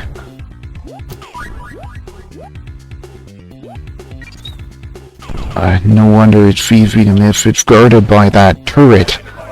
Guarded by that turret on the ground.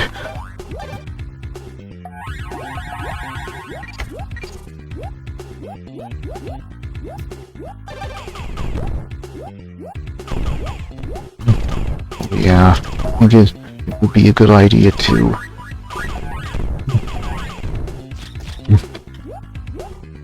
get rid of as many monsters as I can while I'm still invincible.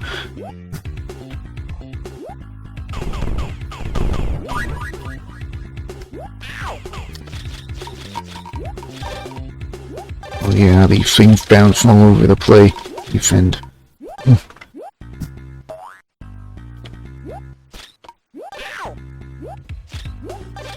damn it.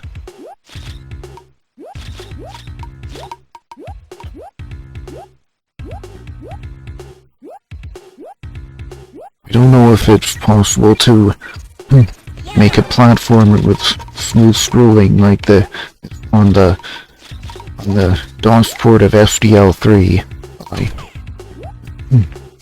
I have my fingers crossed, even if I don't know.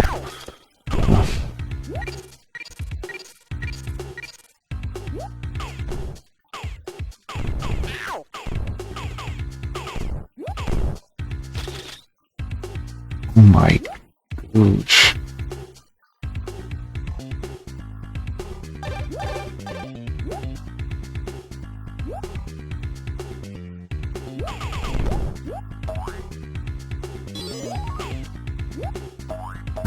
You know, I wonder if you know, on actual hardware it will clear the...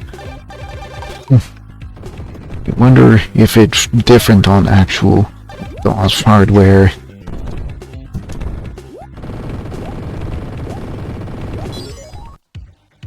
Right, level clear, and we get the bonus level. Yeah, rules are pretty simple, at least if you're using a keyboard. The arrow keys to move around and look around. Turn, move forward, go backward, and slow down. Spacebar to roll around.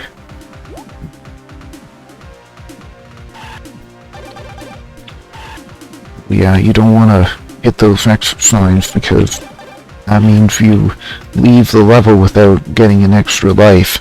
If you collect all 30 diamonds, you get an extra life. There are more than 30 diamonds in this level, but once you get 30, you've cleared the level. Bonus stage clear, extra life. Nice. I think I have 9 now. How did a jackrabbit become a cat? How did Jazz become a cat?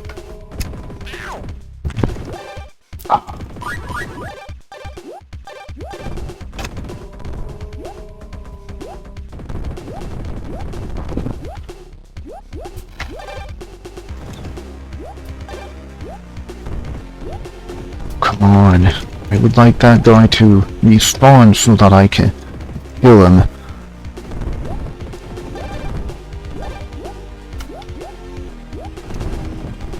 There we go.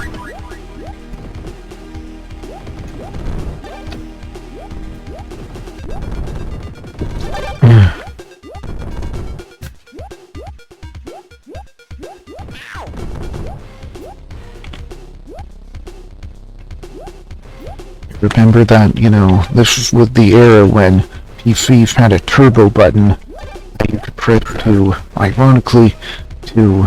maybe ironically, slow down in the CPU if it was going too fast. You know, that would have been useful for playing in Wing Commander or on actual hardware because it depends on a specific CPU speed.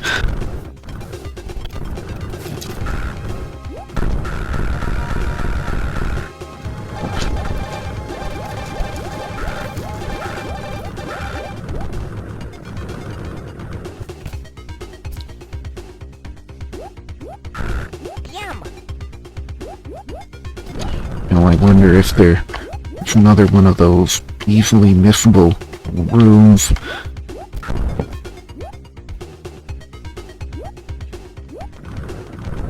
If I missed the entrance to one of those rooms or something. Also, there is a total conversion for Jazz Jackrabbit called Sonic with a Gun. Enchanted Jackrabbit.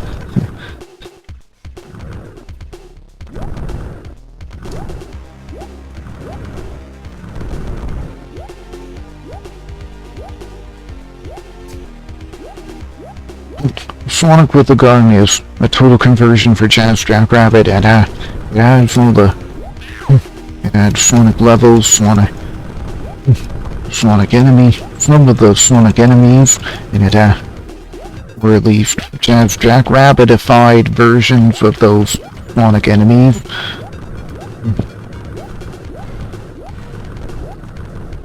And also a Dopefish. The Dopefish lives. Yeah, verily, the Dopefish is immortal. In our maw. Yeah, verily, the Dopefish is immortal in our hearts. Those enjoy. Yeah, verily, in my heart as an enjoyer of the Dawsonness, the Dopefish is immortal.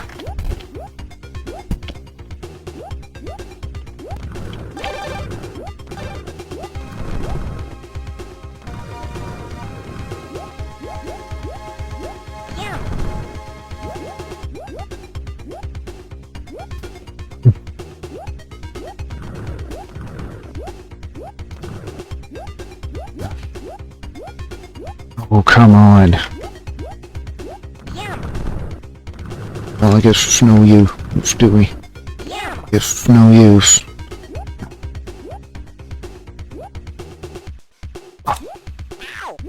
Damn! I lost control there and...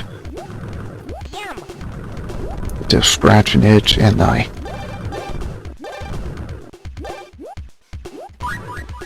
ended up getting myself hurt by the spikes.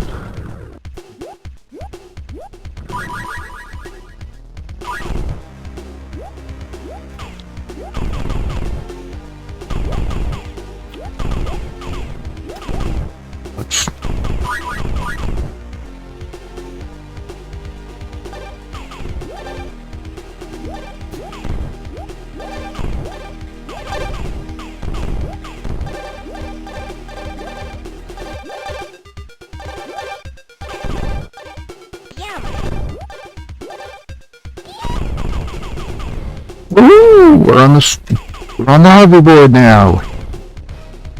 We can go. I can go anywhere I want.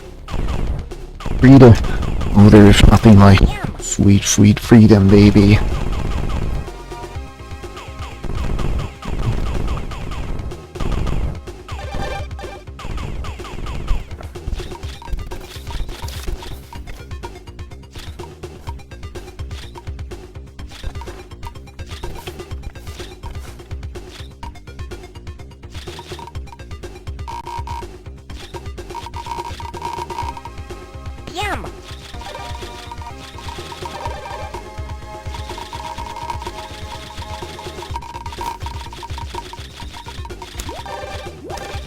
Yeah, that's how the launcher... That's how spamming the launcher can protect you.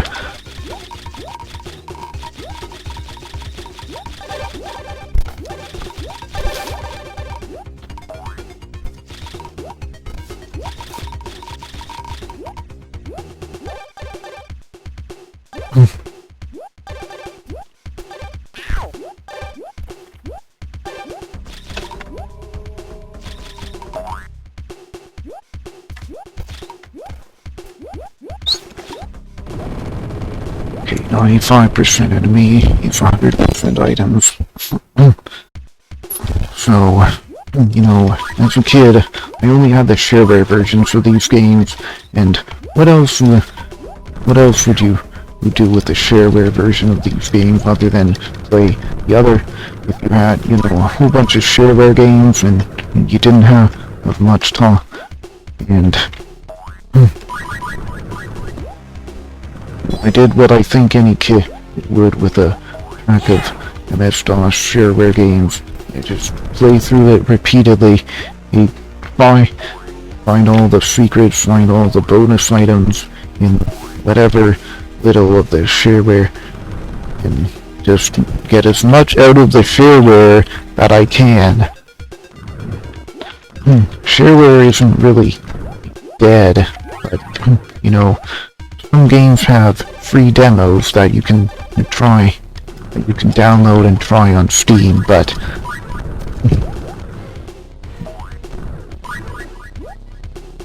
shareware back then was how video game companies advertise games to potential audience members. I don't know about the legal status of Clyde's Revenge. I don't know whether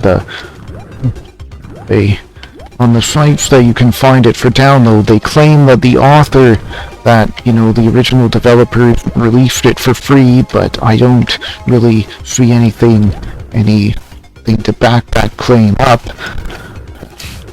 So I really don't know about the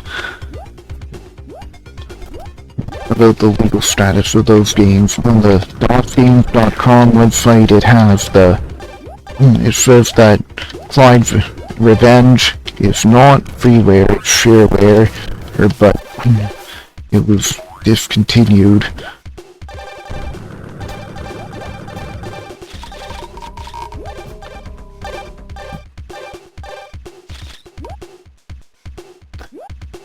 And that's kind of a shame. I like free games, but if the game that's kind of a shame, really. I like free games, but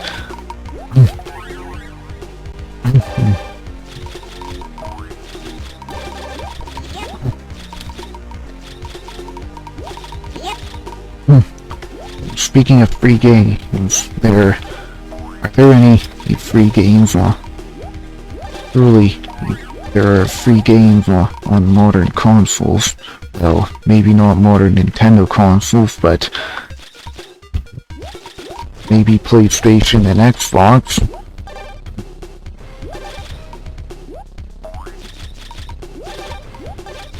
Certainly not the old PlayStation or the old Xbox.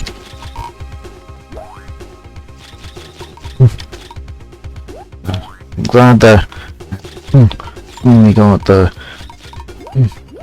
Sony decided to port their title was to PC, like Ratchet and Clank Rift Apart.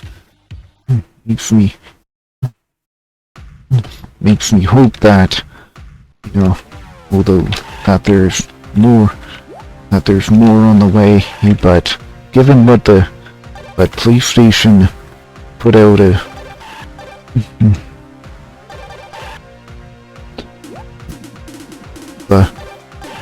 there's a rumor out now, not an official statement, that PlayStation is not going to be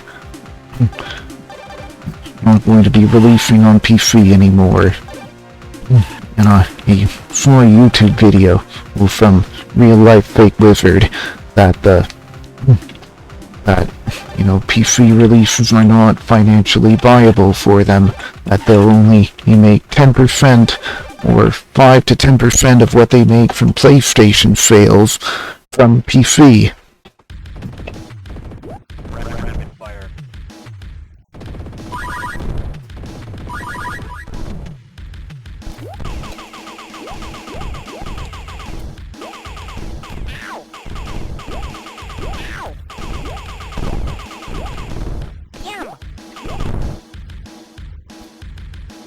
Right.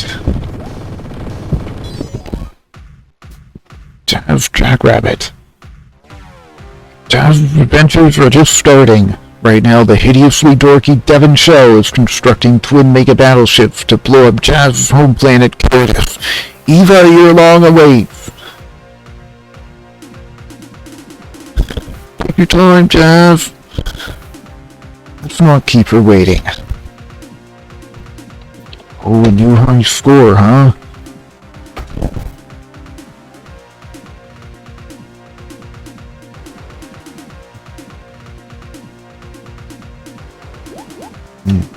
Should I continue or go on to another DOS platformer?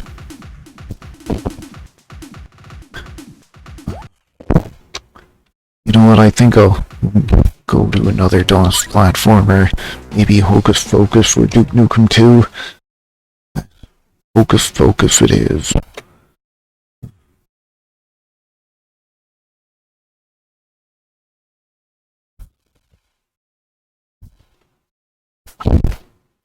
Okay. This game is not shareware. Please do not distribute it. It is not meant to be on any BBS or in any shareware library. If you find it there, please remove it at once or notify the people in charge. Please help us reduce software piracy. Thanks, Apogee Software. You know, copy protection methods because of piracy, game developers had to implement copy protection in their games. And a lot of games, for the copy protection, they ask you about the lore or other stuff that you would find in the game manuals and physical materials that came with the game.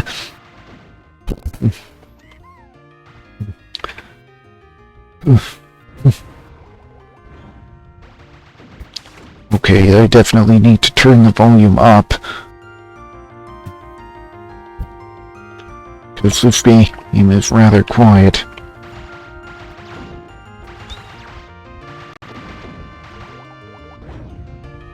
Okay. Yeah. I'll turn the sound volume up. Sound volume is already at maximum. Hey, whatever, fine.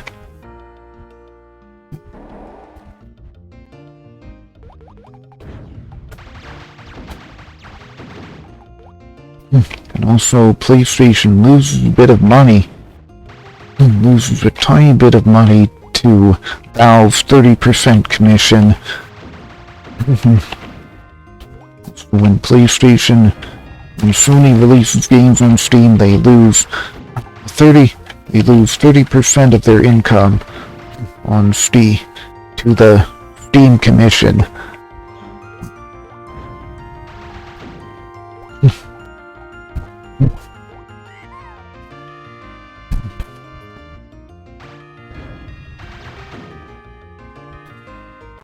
So, by making their games exclusive to PlayStation, they don't lose any money to Steam. Because they can sell on their own storefront. I hear that you can choose how much to...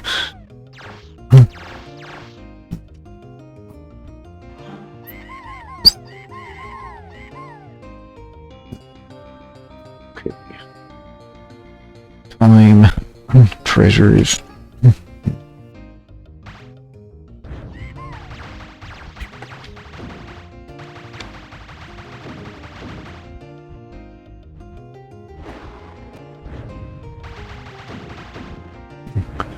think it might be worth clearing 2 of those platforms and then just jumping through the rest.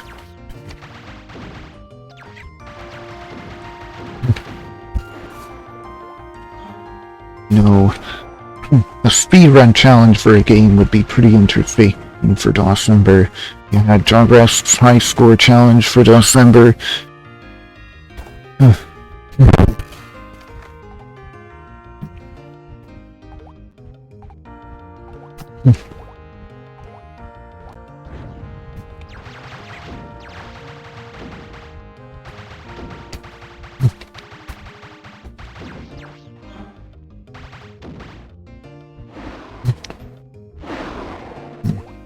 Yeah, Jogress's high score challenge for Pinball Fantasy last December, and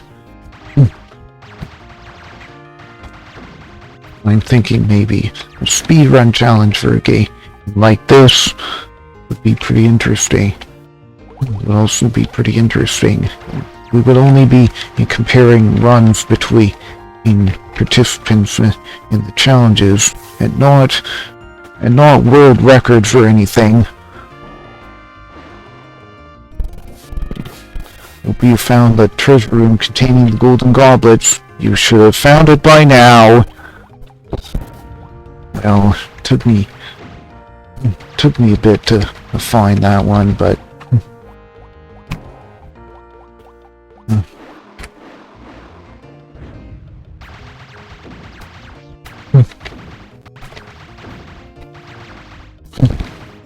no, Valve's 30% commission. I don't know. Based on what, there's a lawsuit going on about that, claiming that the 30% commission is unfair to developers. But you do need, but Valve does need that to pay for for running Steam. They do need electricity and stuff like that is not free.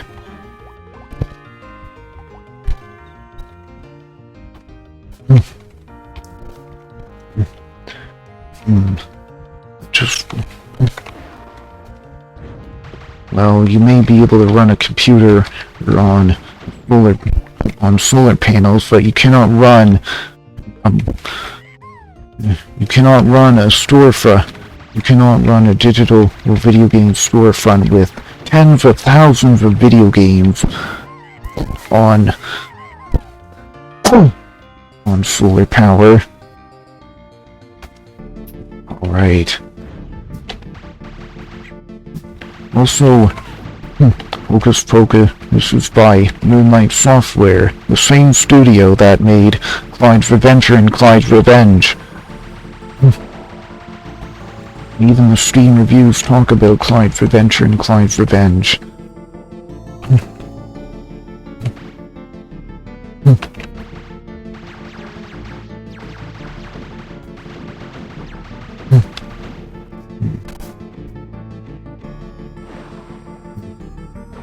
These switches must be set to the correct combination before anything will happen. So I'm aware of that.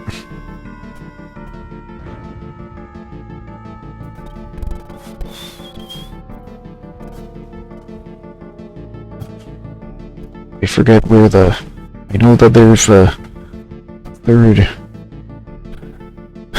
There's another lightning spell will power up on this level. I don't know where. I forget where it is. I think it might be at the end of that alley down there.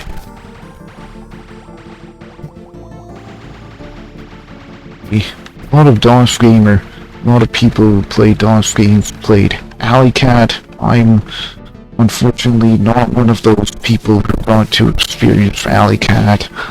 I had a lot of... Instead, I had CDs full of shareware, full of games and demos.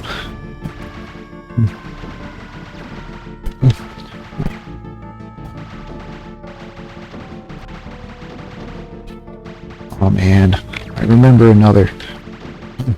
another streamer playing this game. They were...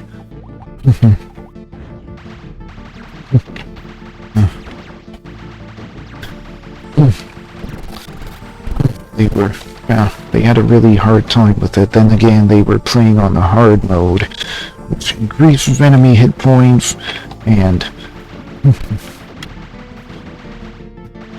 makes enemies a lot harder to kill. Doesn't really affect your time limit. I don't know whether you get more time to beat a level on hard mode or not.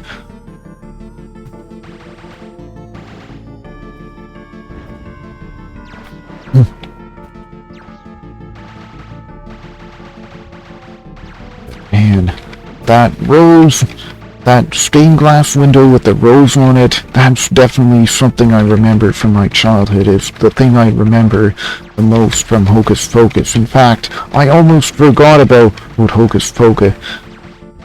I would have forgotten about Hocus Pocus, the DOS platformer game, if not for seeing that rose stained glass window in Hocus Pocus Doom.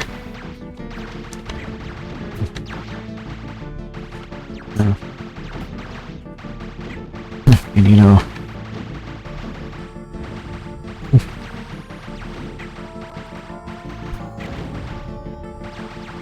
just keep getting because I'm focusing more on blasting these enemies and talking about my childhood experiences with Hocus Pocus. Okay, fine. Run away from them so they go off the screen and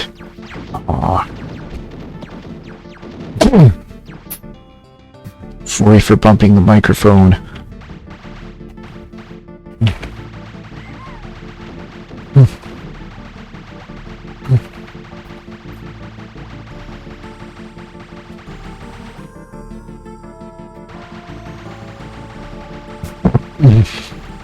Excuse me.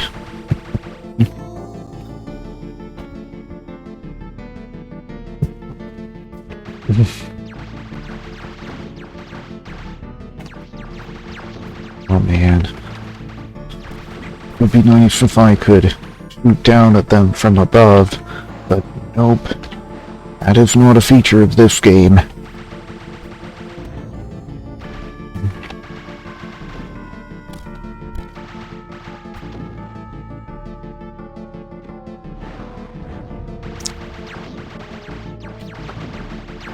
Yeah, I'm just mashing all like crazy. When I saw Hocus Pocus do it made me remember these these heads with 4 horns on the walls. These heads on the walls. It made me remember the stained glass window with the rose on it.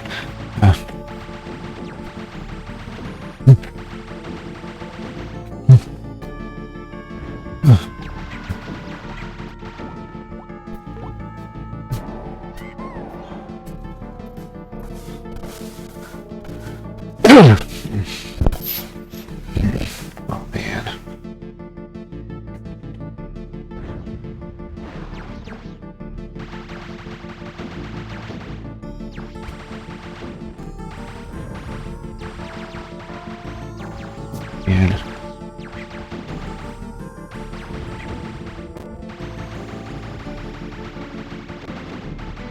And maybe I can write a Python script to update the game title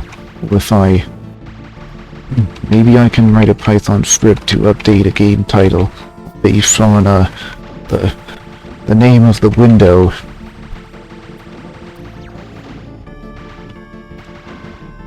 But I'll have to look into the OBS scripting APIs in order to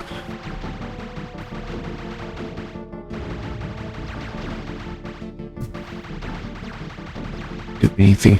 I'll have to look into the OBS scripting APIs in order to do anything like that. My expert maneuvering around those projectiles.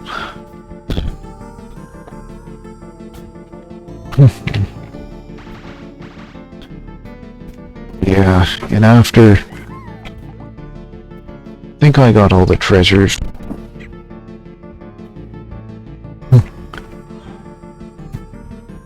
I can just skip those bears. Sometimes you can skip fighting them. Sometimes you can skip the monsters.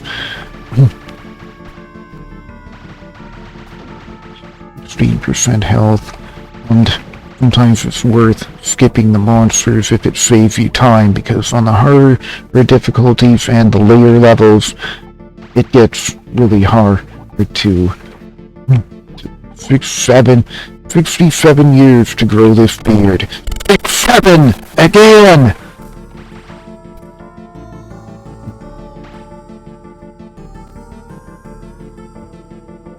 Well, I won't have to come back here, will I? And it was the 6-7 meme before the 6-7 meme was even a thing. My goodness.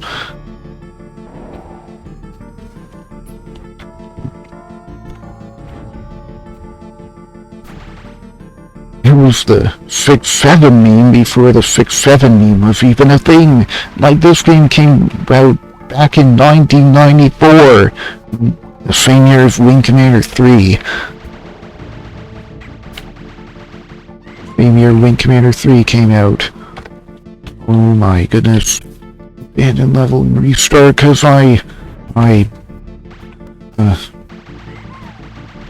because the time limit.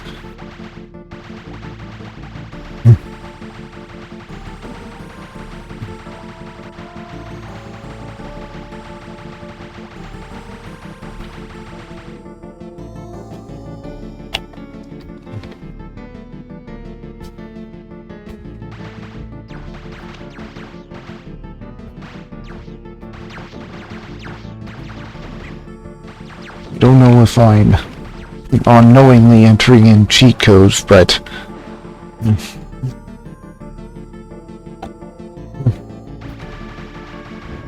sure you saw at the end of level 1 that I got a power up.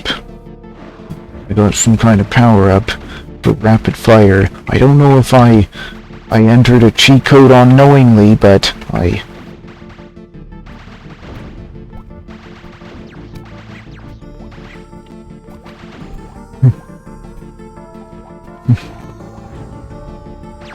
but that's just my experience of playing Hocus Pocus.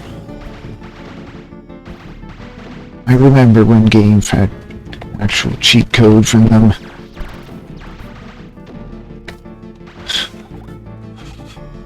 Again, more expert maneuvering, more expert projectile dodging.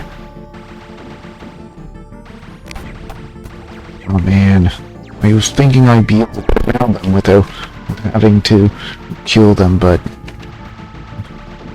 guess not. I got a little surprised.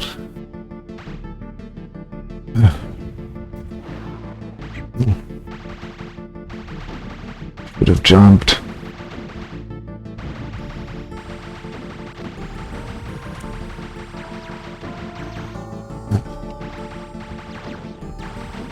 Well, after this, I have to remember to go up to the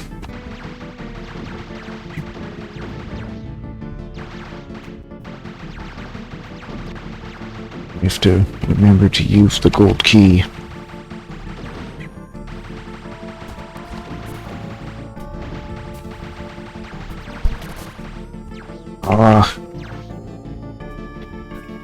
There's not much I can do about that. Yeah, this game has repetitive level designs, but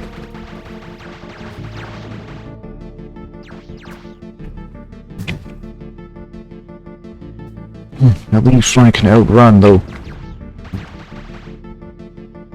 One more hit and I'm dead. At least I can outrun those projectiles. Tough break. I'll get it next time, I hope so.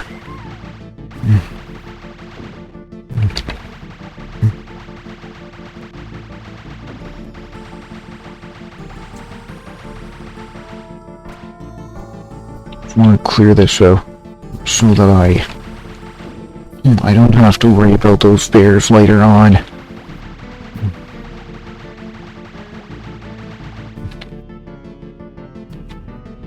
In Hocus Pocus Doom, that monster is called the Bugbear.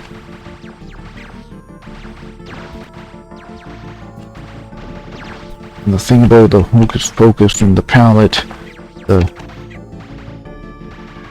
it uses the first 128 colors for the in-game items and foreground, and I think foreground tiles too. I don't know. And it uses the last 128 colors for the background, for the background image. Oh, the parallax background image.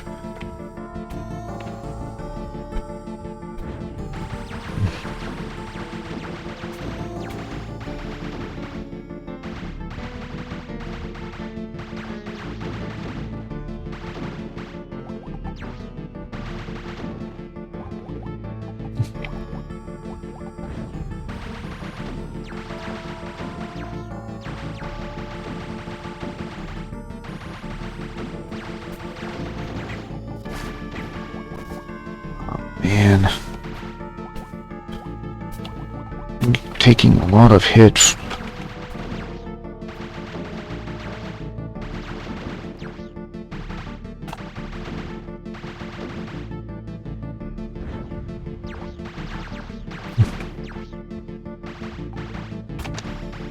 Yeah, you know how Retro Demiurge calls himself. He calls himself a keyboard warrior. I think I am also a keyboard warrior. I can play a lot of games on my keyboard. Currently playing this game on my keyboard. Using the Alt key for fire, Control for jump.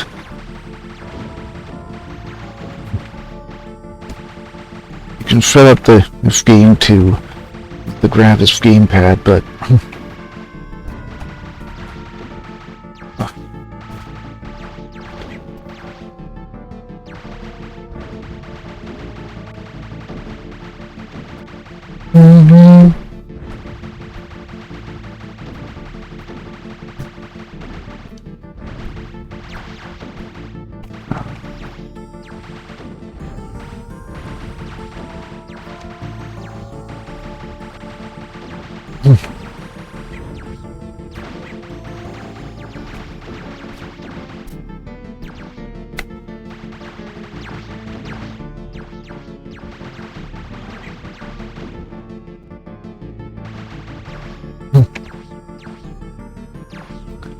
just wait for that thing. Just wait for that shot to go off screen and it will disappear.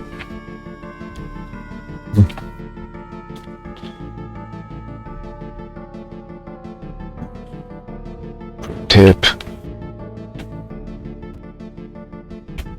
Ignore it.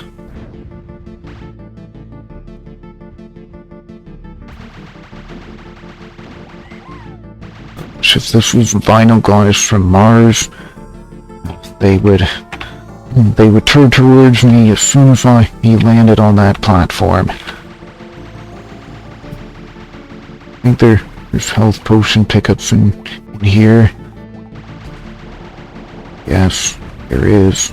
Thank goodness.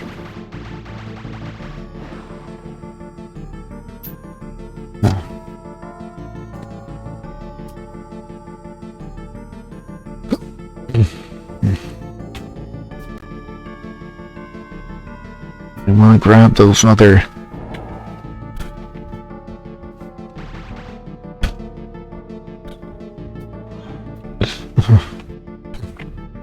Right, 2 orbs over here.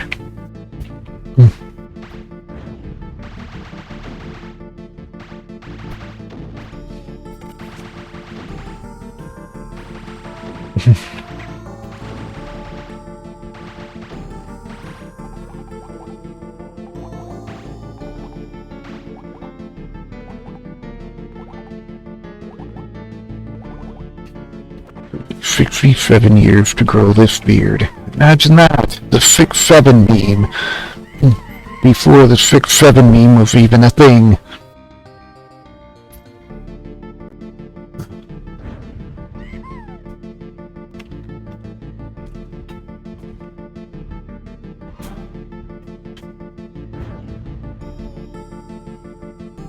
This white potion will bestow great magical powers. Its time is limited, however. Be wise.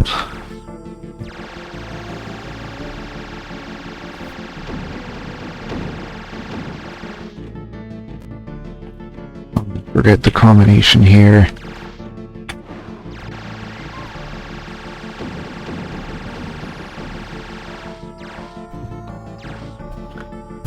In fact, I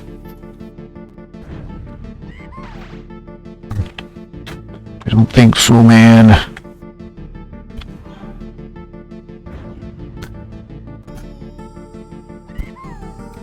Right, so with this white potion, you hold down the fire button, and it will. You hold down the fire button for rapid fire.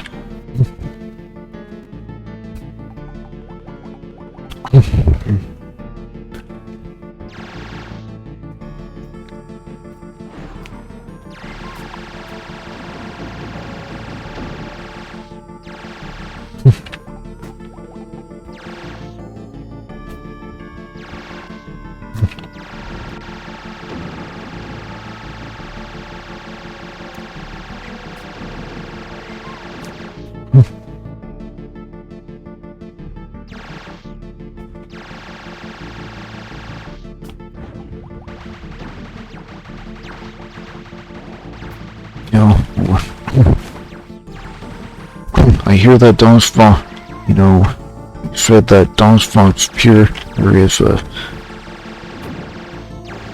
it's what gave me both the keys. So apparently, yeah, I may have entered in a cheat code that gives me both the keys, but I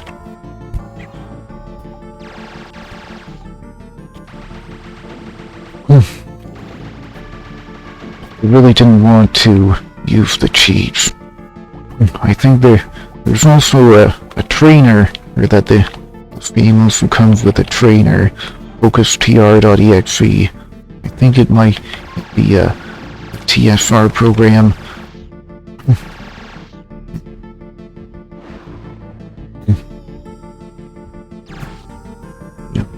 TSR program means terminate and stay resident.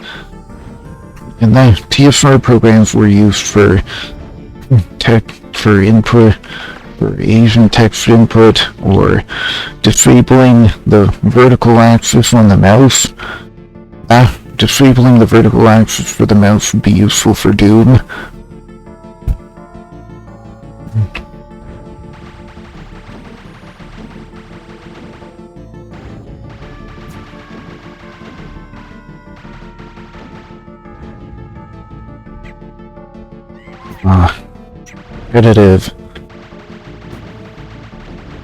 Repetitive with its level design. Even Jackrabbit and Duke Nukem 2 were not this repetitive.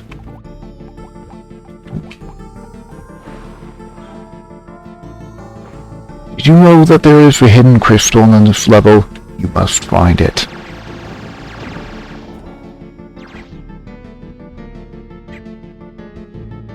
Yes, it's at the far side of this spike pit.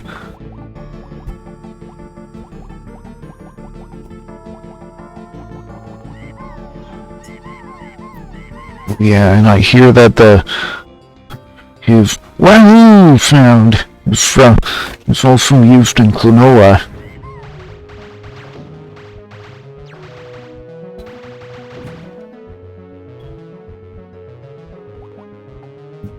I stop here. No.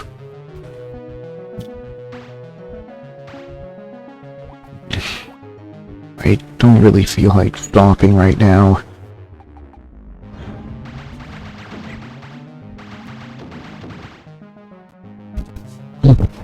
Maybe if it's a long level when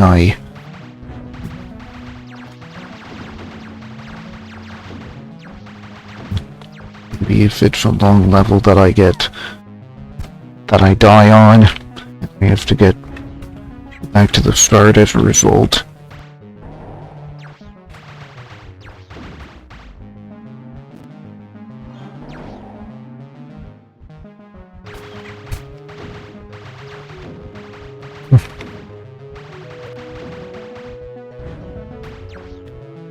Oh goodness, I almost got hurt there. I like how colorful this game is.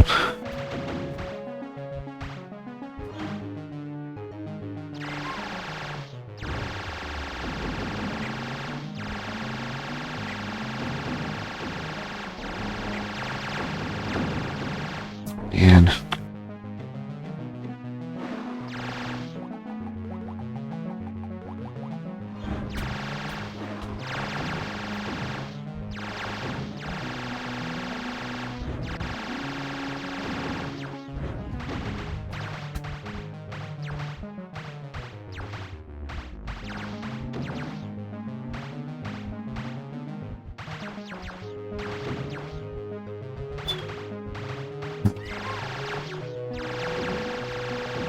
really a shame what's happening to kids these days. It's like they consume so much social media that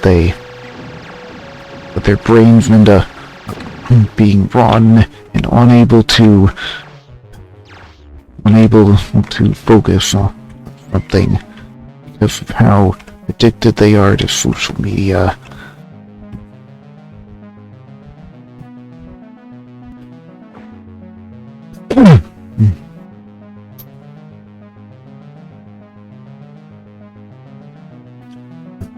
that's the problem.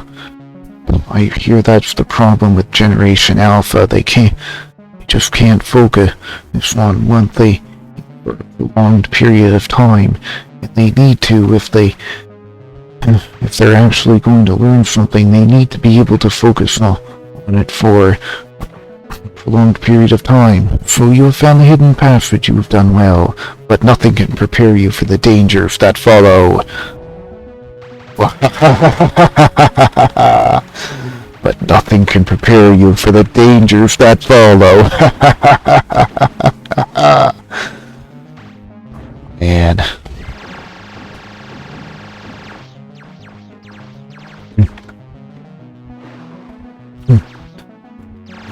Gosh, it's like I knew that combination, but I actually didn't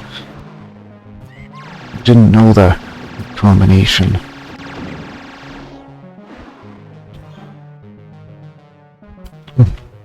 Okay.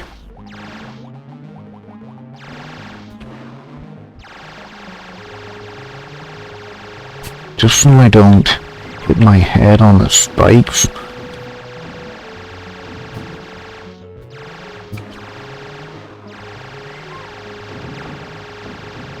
Nice that they give you the light potions.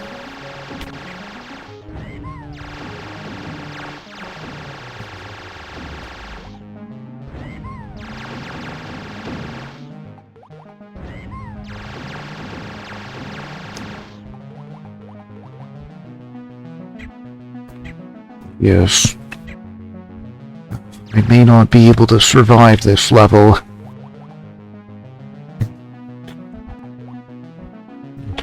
I know it was quite an ordeal to get through this level in hard mode.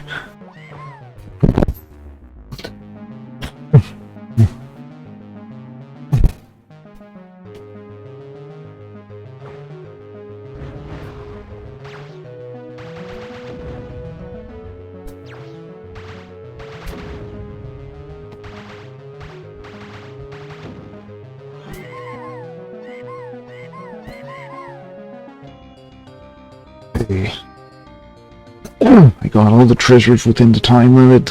That's great.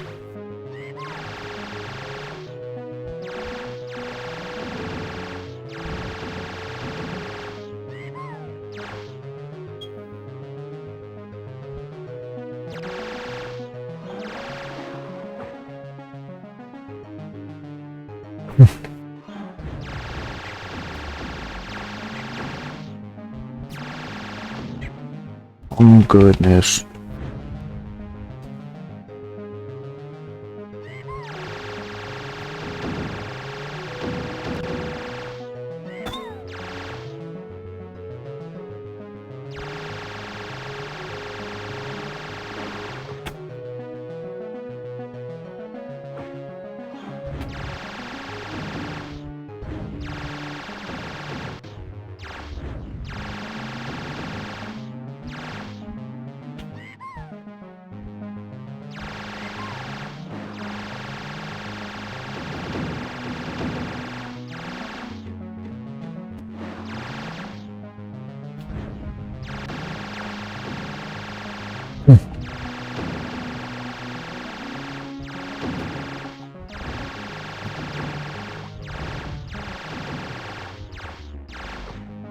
Jump, watch your toes.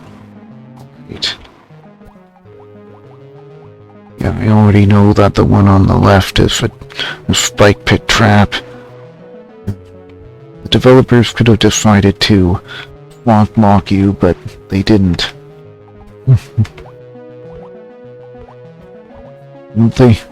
I think there are no soft locks in this game.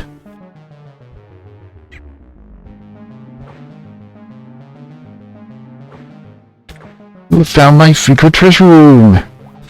Good for you! You get a pat on the back and a gold medal!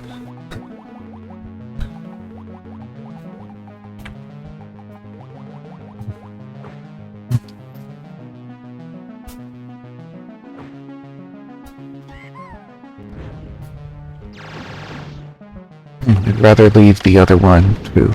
You know, you come back to that place, so I would rather leave the other white potion rather save the other white potion for later. Because you pick up 2 keys along this road. Pick up the gold and silver keys on this road. Most of the icons for the gold and silver keys are the same as the ones in Clyde's Revenge. Almost the same. But hey, same studio, same people. Yeah.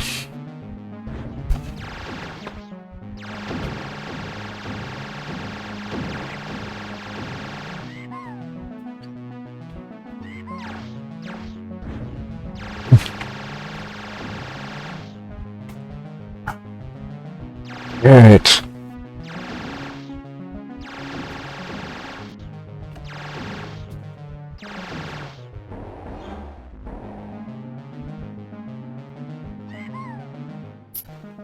Believe me, you're going to need the white potion on the other side because you're going to need that white potion because there's a big, long gauntlet of enemies. Yeah, that's why you save that white potion. You do not pick it up.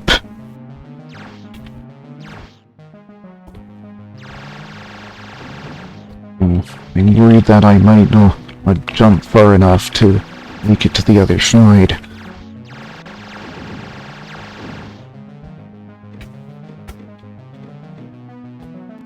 Combination here. Okay.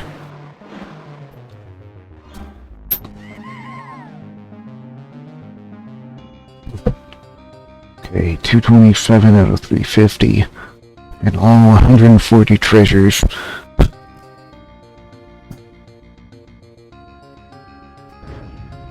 Well, the trick here is to skip past those guys. Just go for that white potion, although you don't come back there, so killing them is optional. And they only have... They have melee attacks, so it really doesn't matter.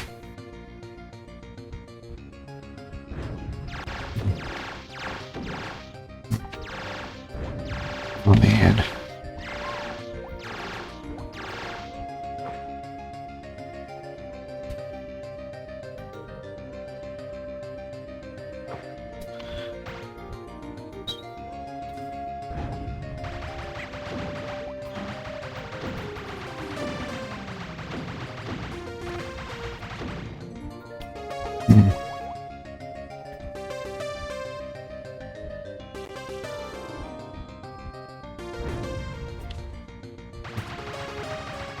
Man.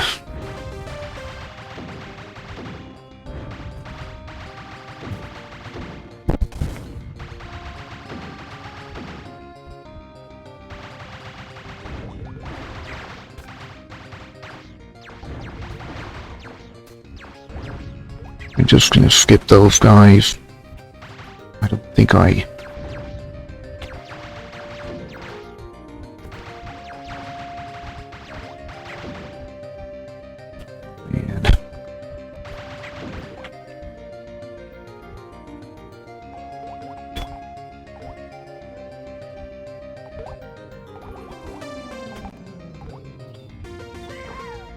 You need to have this menu. Yep.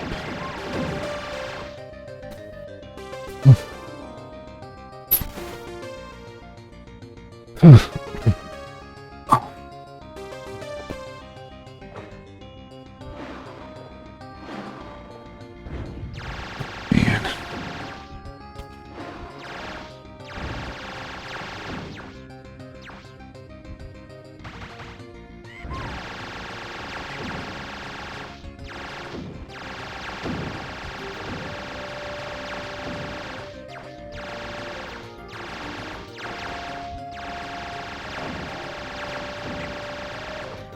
I can't understand how you're still alive.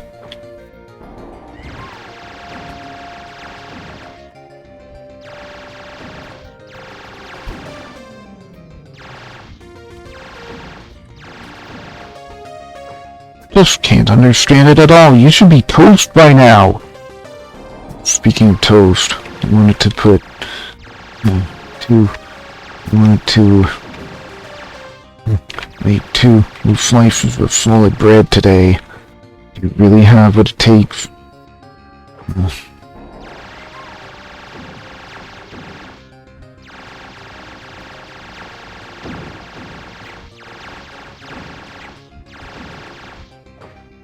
Perhaps you are a true hero after all.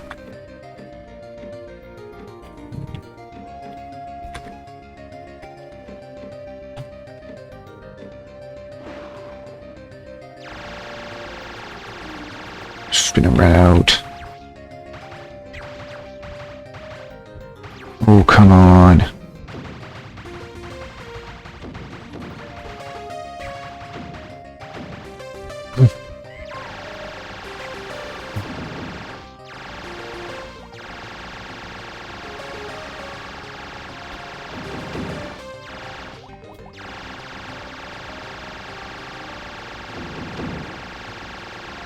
What the heck?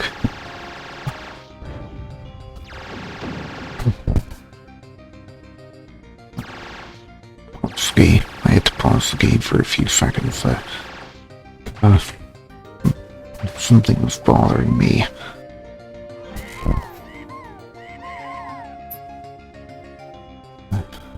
Alright. Well, unfortunately, I've had enough reminders, save your game before quitting. Great, well, okay, I saved it. I got a higher score than Hocus Pocus himself. Amazing, huh? You get higher score, you get higher bonuses in the harder difficulty levels. Do I have a launcher for... Do I have a launch script for Duke Nukem 2? Yes, I do. Okay, Apogee, the height of gaming excitement. The game is not shareware. Yeah.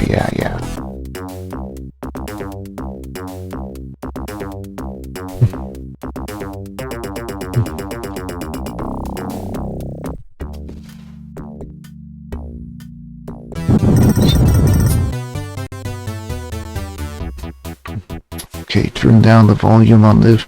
It's a little bit, like 7 instead of -8 dB.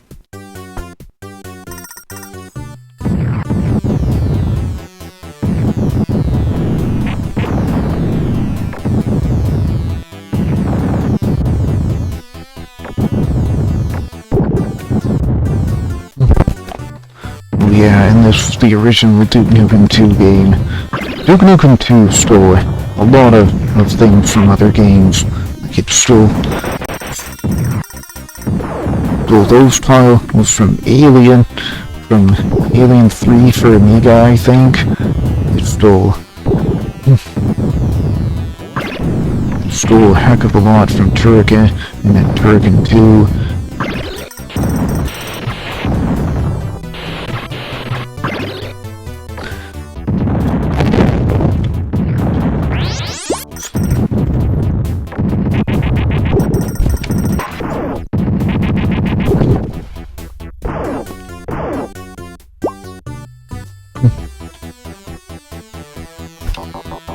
Can set the game speed. Back in those days, they set the game speed by changing the frame rate because it was easier to do it that way back then.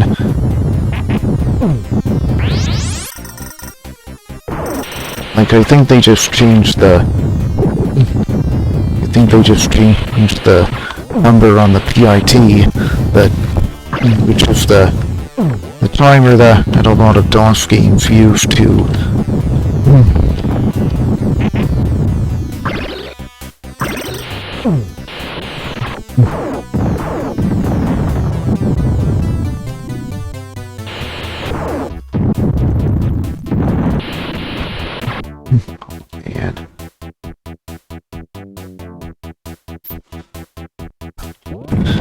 And once again, control for jump, hold for fire. think I want to take the rocket launcher with me to the next level for some reason. I think it's that bouncy and spiky ball. I think it's that bouncy and spiky ball enemy that annoys me to no end.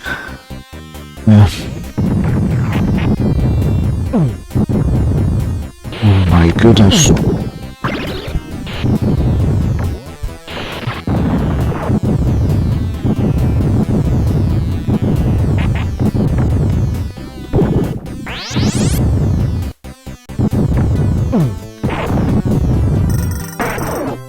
This weapon can shoot through anything.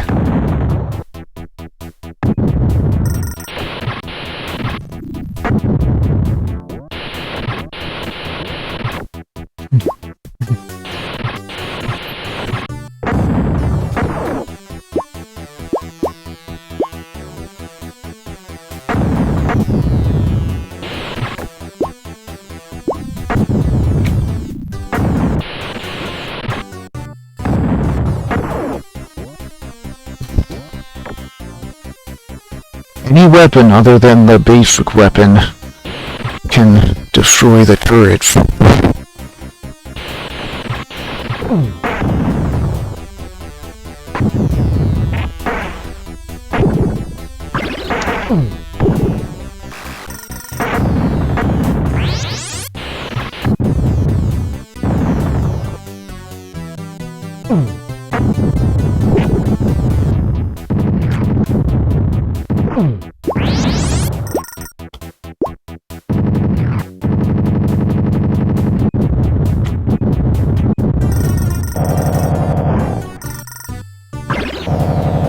Turbo lift. Remember in Duke Nukem 1, and the turbo lift worked like the ones in Jill of the Jungle, where it just kept getting taller until we reached the top.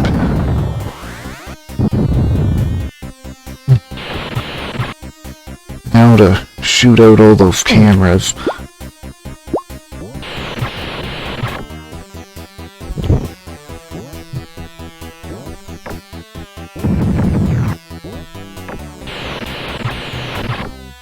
Gosh, these developers were totally shameless in stealing from other games.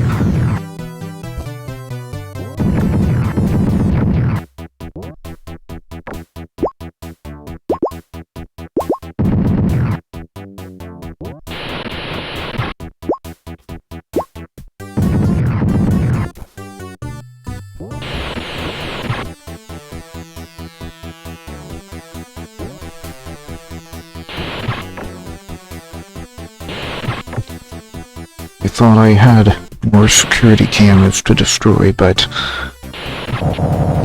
guess that's all of the... Guess I destroyed all of them already. Except for these, of course.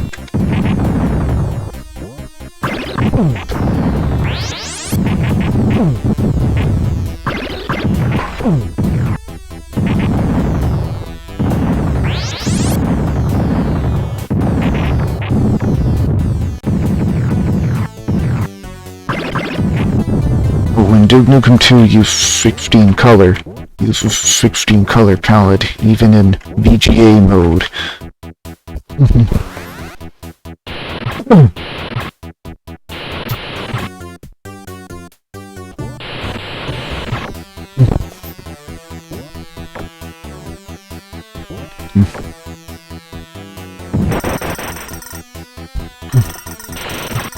Rocket launcher is very deadly. It is the strongest of any weapon.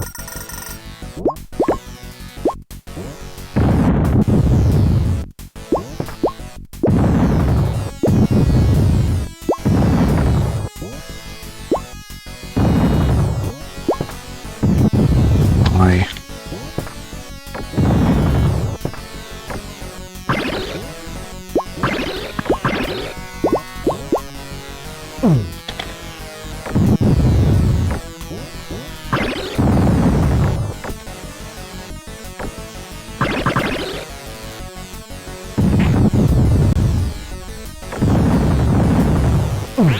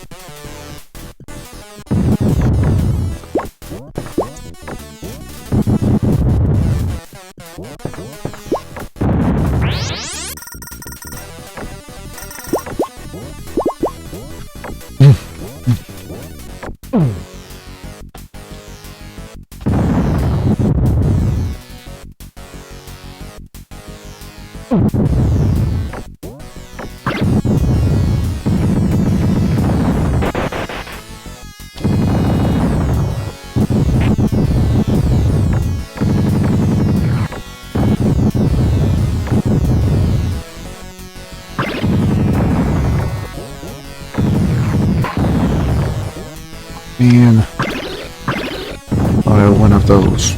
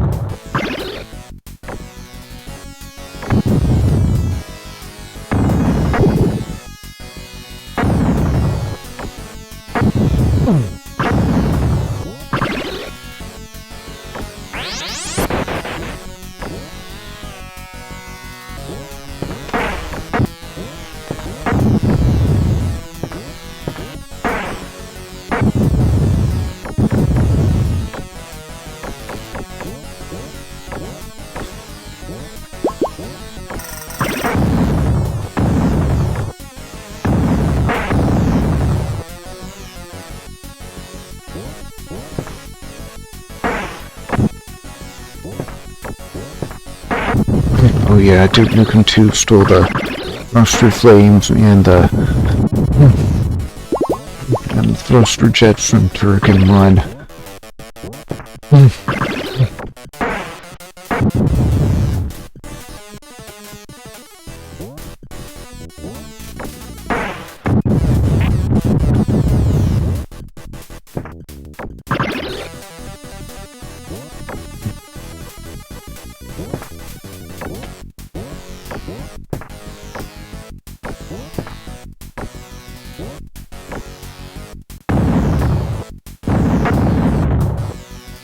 Did I get 10,000 points for destroying that thing?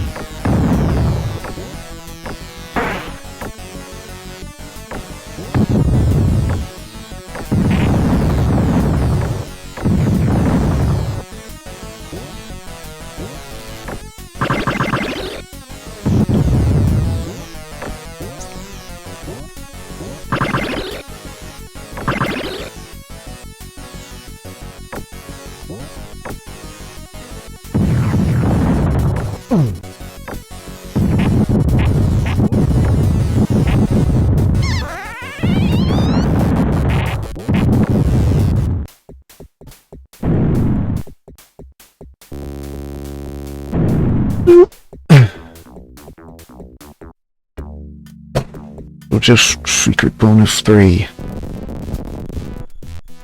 And I don't want to stop now. I wanted to make sure I didn't reveal my real name on there. Okay, anyways. Thank you very much for coming. I really do appreciate it. It really made it feel like it's worth it for me to keep streaming, as always. I will. With one viewer, I don't think it's worth rating anyone, so I will see you on Saturday, maybe. Hopefully the next Saturday stream goes better than my last Saturday stream. You remember I had lots of frame rate issues and dropped frames, and it got disconnected at one point. Oh man. So if you're a follower of Douglas, he will be streaming tomorrow with Star Wars TIE Fighter for MS-DOS. That's not a game I play. I didn't play any of the Star Wars TIE Fighter games in my childhood, but I did. My favorite video game, I did play a lot of DOS games in my childhood. My favorite childhood video game is Wing Commander Prophecy. Right. See you on Saturday. Right, goodbye.